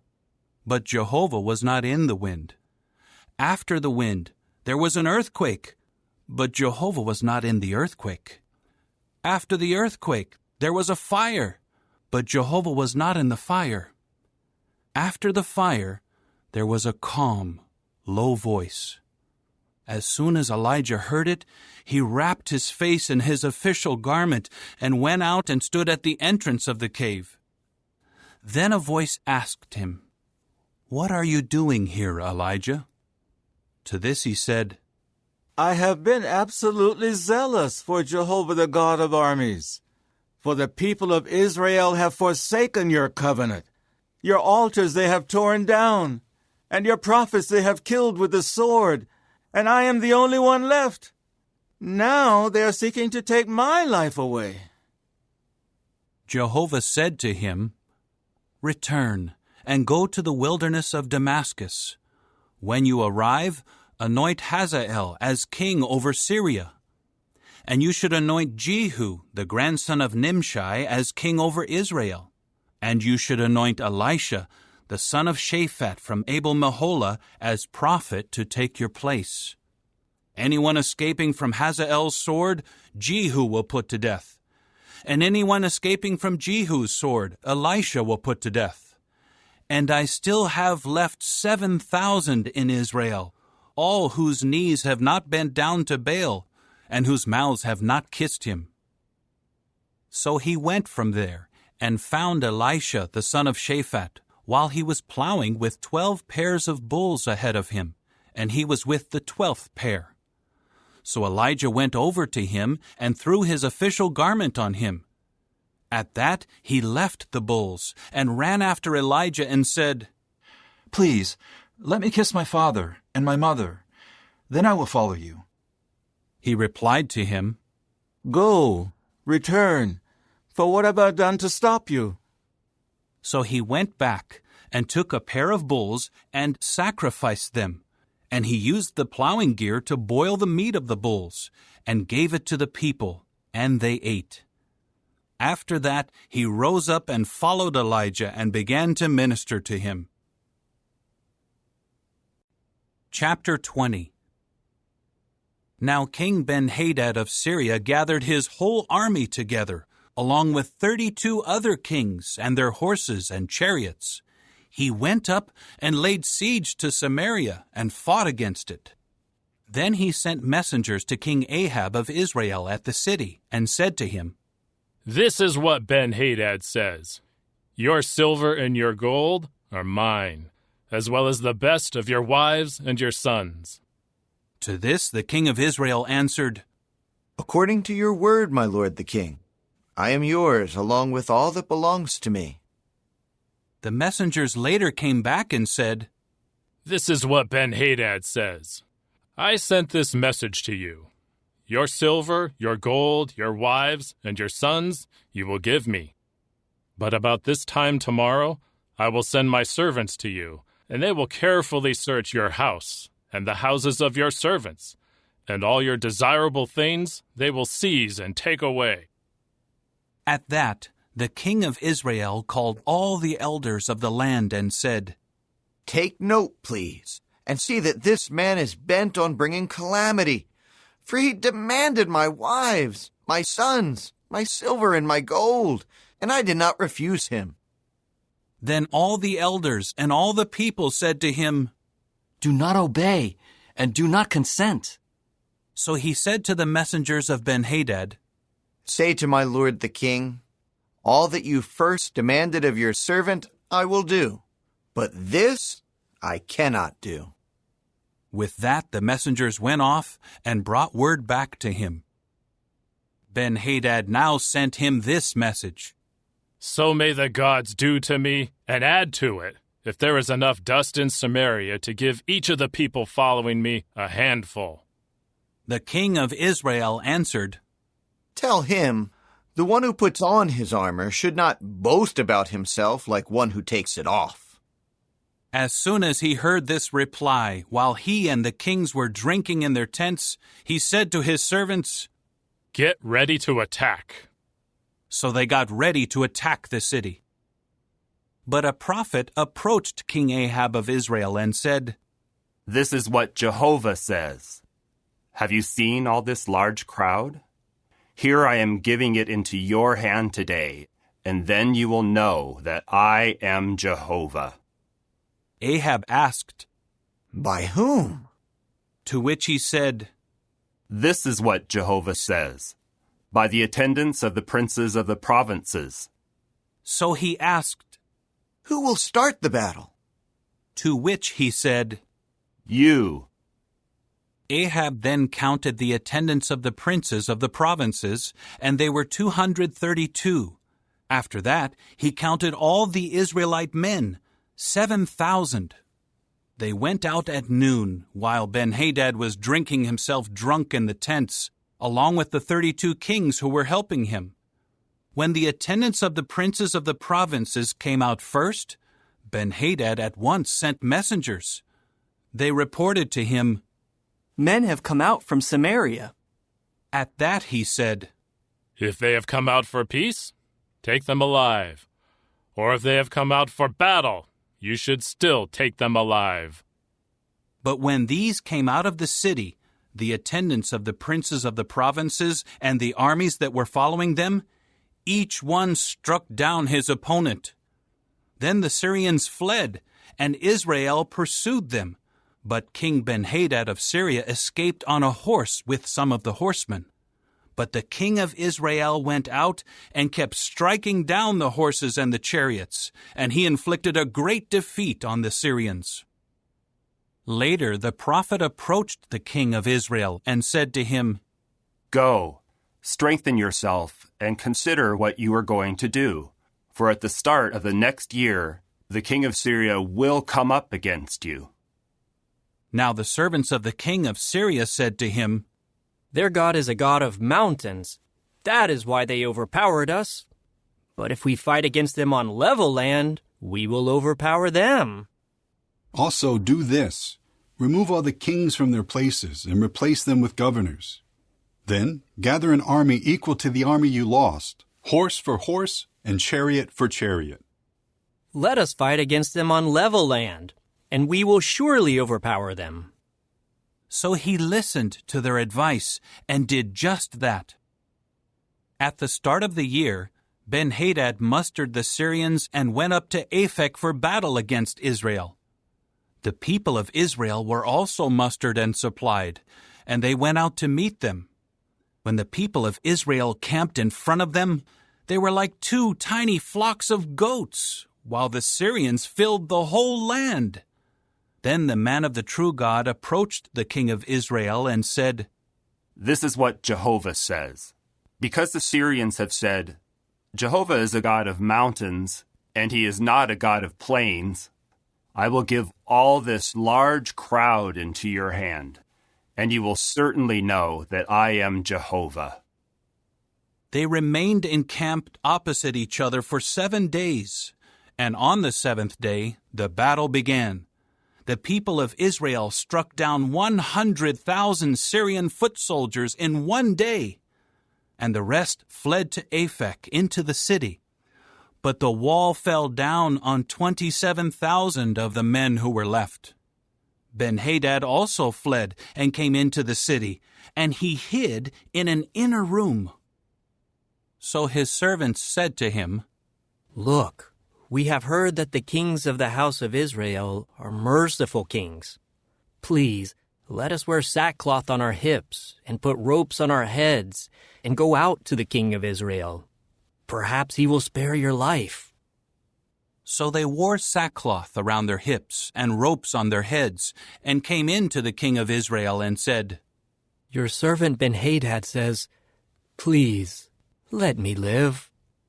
He replied, Is he still alive? He is my brother. The men took it as an omen and quickly took him at his word. So they said, Ben-Hadad is your brother. At that he said, Go and get him. Then Ben-Hadad went out to him, and he had him get up into the chariot.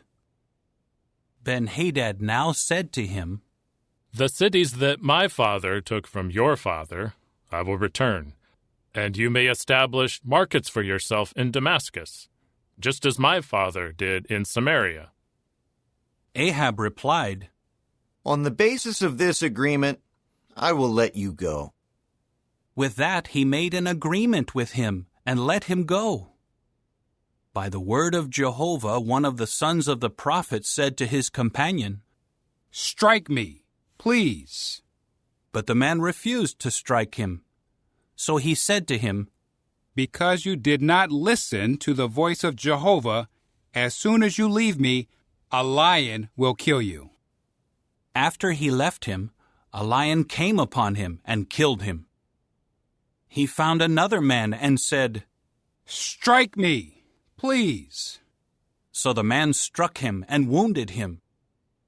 Then the prophet went and waited for the king by the road, disguising himself with a bandage over his eyes. As the king was passing by, he cried out to the king, "Your servant went into the thick of the battle, and there was a man coming out who brought a man to me and said, 'Guard this man. If he is found missing, your life will have to take the place of his life, or else you will pay a talent of silver.' And while your servant was busy here and there, suddenly the man was gone." The king of Israel said to him, "So your own judgment will be. You have decided it yourself." Then he quickly removed the bandage from his eyes, and the king of Israel recognized that he was one of the prophets.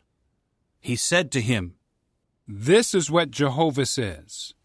Because you have let the man who I said should be destroyed escape from your hand, your life must take the place of his life, and your people the place of his people." At that the king of Israel went home to Samaria, sullen and dejected. Chapter 21.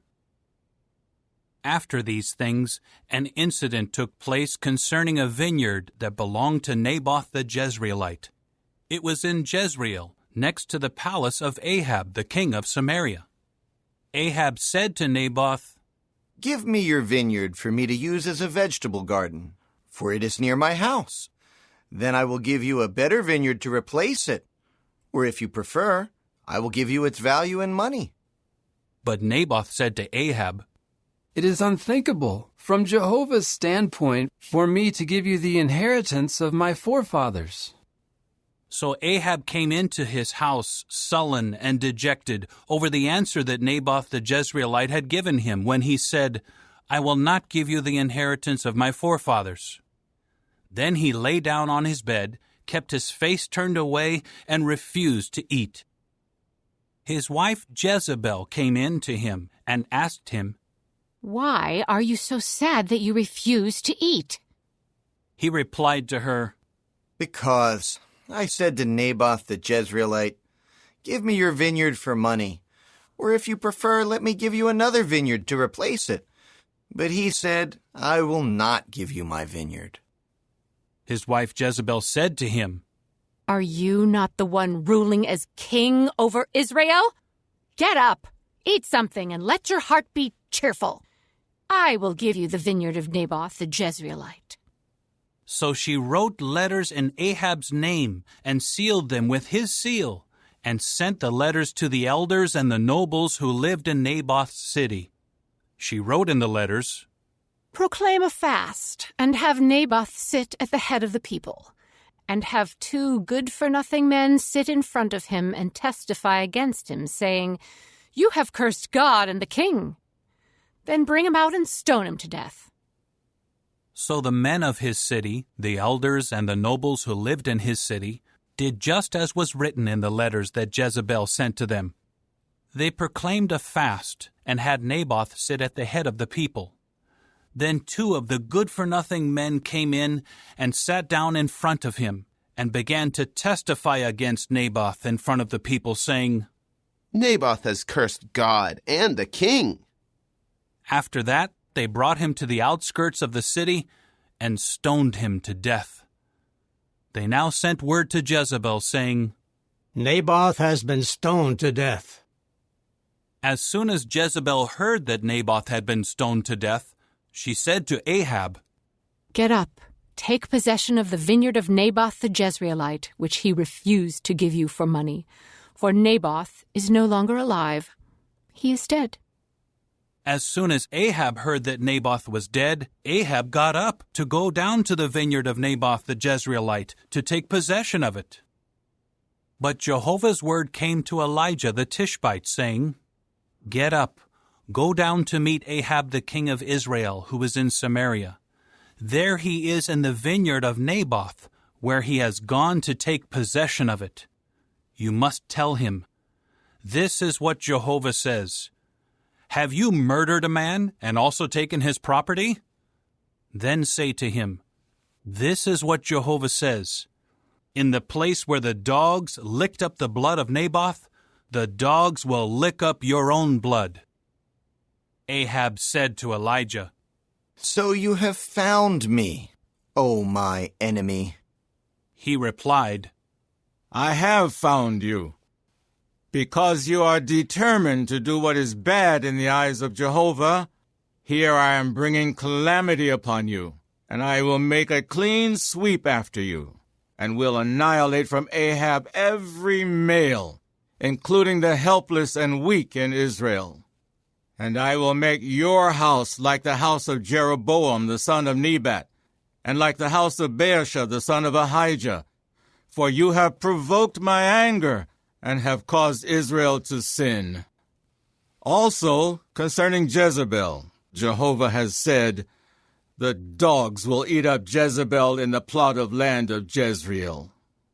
Anyone belonging to Ahab who dies in the city, the dogs will eat up. And anyone who dies in the field, the birds of the heavens will eat up.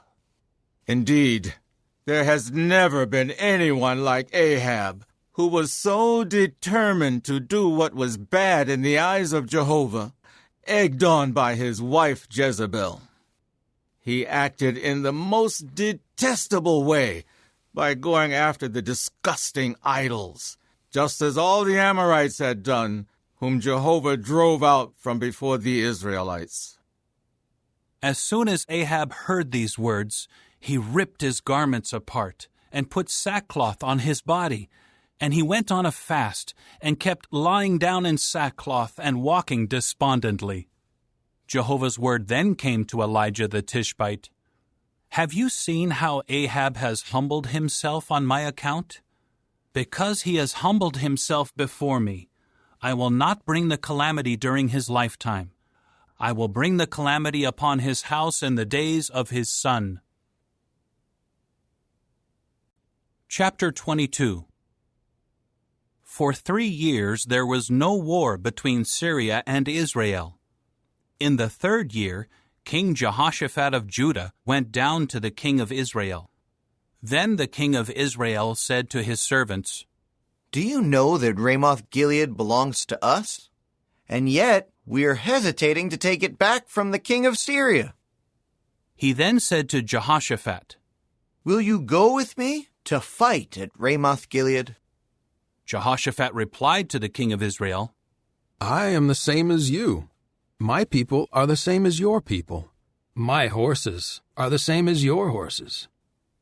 But Jehoshaphat said to the king of Israel, "First inquire, please, for the word of Jehovah." So the king of Israel gathered the prophets together, about 400 men, and said to them, "Should I go to war against Ramoth-Gilead, or should I refrain?" They said, "Go up, and Jehovah will give it into the king's hand." Jehoshaphat then said, "Is there not here a prophet of Jehovah? Let us also inquire through him." At that the king of Israel said to Jehoshaphat, "There is still one more man through whom we can inquire of Jehovah, but I hate him, for he never prophesies good things concerning me, only bad. He is Micaiah, the son of Imlah." However, Jehoshaphat said, "The king should not say such a thing." So the king of Israel called a court official and said, "Bring Micaiah, the son of Imlah, quickly." Now the king of Israel and Jehoshaphat the king of Judah were each sitting on his throne, dressed in royal attire, at the threshing floor at the entrance of the gate of Samaria, and all the prophets were prophesying before them. Then Zedekiah, the son of Chenaanah, made for himself iron horns and said, "This is what Jehovah says. With these you will gore the Syrians until you exterminate them." All the other prophets were prophesying the same way, saying, "Go up to Ramoth-Gilead, and you will be successful. Jehovah will give it into the king's hand." So the messenger who went to call Micaiah said to him, "Look, the words of the prophets are unanimously favorable to the king. Let your word, please, become like their words, and speak favorably." But Micaiah said, "As surely as Jehovah is living, whatever Jehovah says to me is what I will speak." Then he came in to the king, and the king asked him, "Micaiah, should we go to war against Ramoth-Gilead, or should we refrain?"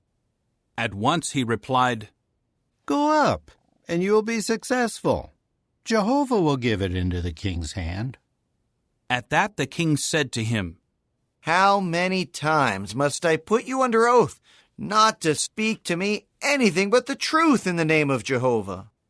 So he said, "I see all the Israelites scattered on the mountains, like sheep that have no shepherd. Jehovah said, 'These have no master. Let each one go back to his house in peace.'" Then the king of Israel said to Jehoshaphat, "Did I not tell you, he will not prophesy good things concerning me, only bad?" Micaiah then said, "Therefore, hear the word of Jehovah. I saw Jehovah sitting on his throne, and all the army of the heavens standing by him, to his right and to his left. Jehovah then said, 'Who will fool Ahab, so that he will go up and fall at Ramoth-Gilead?' And one was saying one thing, while another said something else. Then a spirit came forward and stood before Jehovah and said, 'I will fool him.' Jehovah asked him, 'How will you do it?' He replied, 'I will go out and become a deceptive spirit in the mouth of all his prophets.' So he said, 'You will fool him, and what is more, you will be successful. Go out and do that.'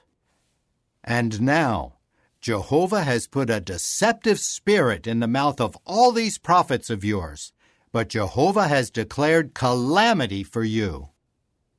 Zedekiah the son of Chenaanah now approached and struck Micaiah on the cheek and said, "Which way did the Spirit of Jehovah pass for me to speak with you?" Micaiah replied, "Look, you will see which way on the day when you will enter the innermost room to hide." Then the king of Israel said, "Take Micaiah and turn him over to Amon, the chief of the city, and to Joash, the king's son. Tell them, this is what the king says. Put this fellow in the prison and feed him with a reduced allowance of bread and water until I return in peace." But Micaiah said, "If you do return in peace, Jehovah has not spoken with me." Then he added, "Take note, all you peoples." So the king of Israel and Jehoshaphat the king of Judah went up to Ramoth-Gilead. The king of Israel now said to Jehoshaphat, "I will disguise myself and will go into the battle, but you should put on your royal attire." So the king of Israel disguised himself and entered the battle. Now the king of Syria had ordered his 32 chariot commanders, "Do not fight with anyone, small or great, except the king of Israel."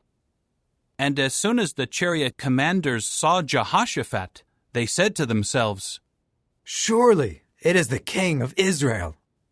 So they turned to fight against him, and Jehoshaphat began to cry for help. When the chariot commanders saw that it was not the king of Israel, they immediately turned back from following him. But one man shot his bow at random, and he struck the king of Israel between the joints of his coat of mail. So the king said to his charioteer, "Turn around and take me out of the battle, for I have been badly wounded." The fighting raged throughout that day, and the king had to be propped up in the chariot, facing the Syrians. The blood of the wound poured out into the interior of the war chariot, and he died in the evening. Around sunset, a cry passed through the camp saying, "Everyone to his city! Everyone to his land!" Thus the king died, and he was brought to Samaria. They buried the king in Samaria. When they washed off the war chariot by the pool of Samaria, the dogs licked up his blood, and the prostitutes bathed there, according to the word that Jehovah had spoken. As for the rest of the history of Ahab, all that he did, and the house of ivory that he built, and all the cities that he built, is it not written in the book of the history of the times of the kings of Israel? Then Ahab was laid to rest with his forefathers, and his son Ahaziah became king in his place. Jehoshaphat the son of Asa had become king over Judah in the 4th year of King Ahab of Israel. Jehoshaphat was 35 years old when he became king, and he reigned for 25 years in Jerusalem. His mother's name was Azubah, the daughter of Shilhi. He kept walking in all the way of Asa his father. He did not deviate from it, and he did what was right in Jehovah's eyes. However, the high places were not removed, and the people were still sacrificing and making sacrificial smoke on the high places. Jehoshaphat kept peaceful relations with the king of Israel. As for the rest of the history of Jehoshaphat, his mighty exploits, and how he waged war, is it not written in the book of the history of the times of the kings of Judah? He also cleared out of the land the rest of the male temple prostitutes who had been left over in the days of Asa his father. Then there was no king in Edom. A deputy was acting as king. Jehoshaphat also made Tarshish ships to go to Ophir for gold, but they did not go because the ships were wrecked at Ezion-Geber. It was then that Ahaziah the son of Ahab said to Jehoshaphat, "Let my servants go with your servants in the ships." But Jehoshaphat did not consent. Then Jehoshaphat was laid to rest with his forefathers, and was buried with his forefathers in the city of David his forefather. And his son Jehoram became king in his place. Ahaziah the son of Ahab became king over Israel in Samaria in the 17th year of King Jehoshaphat of Judah, and he reigned over Israel for 2 years. And he kept doing what was bad in Jehovah's eyes, and walking in the way of his father and his mother, and in the way of Jeroboam the son of Nebat, who had caused Israel to sin. He continued serving Baal, and bowing down to him, and kept offending Jehovah the God of Israel, just as his father had done.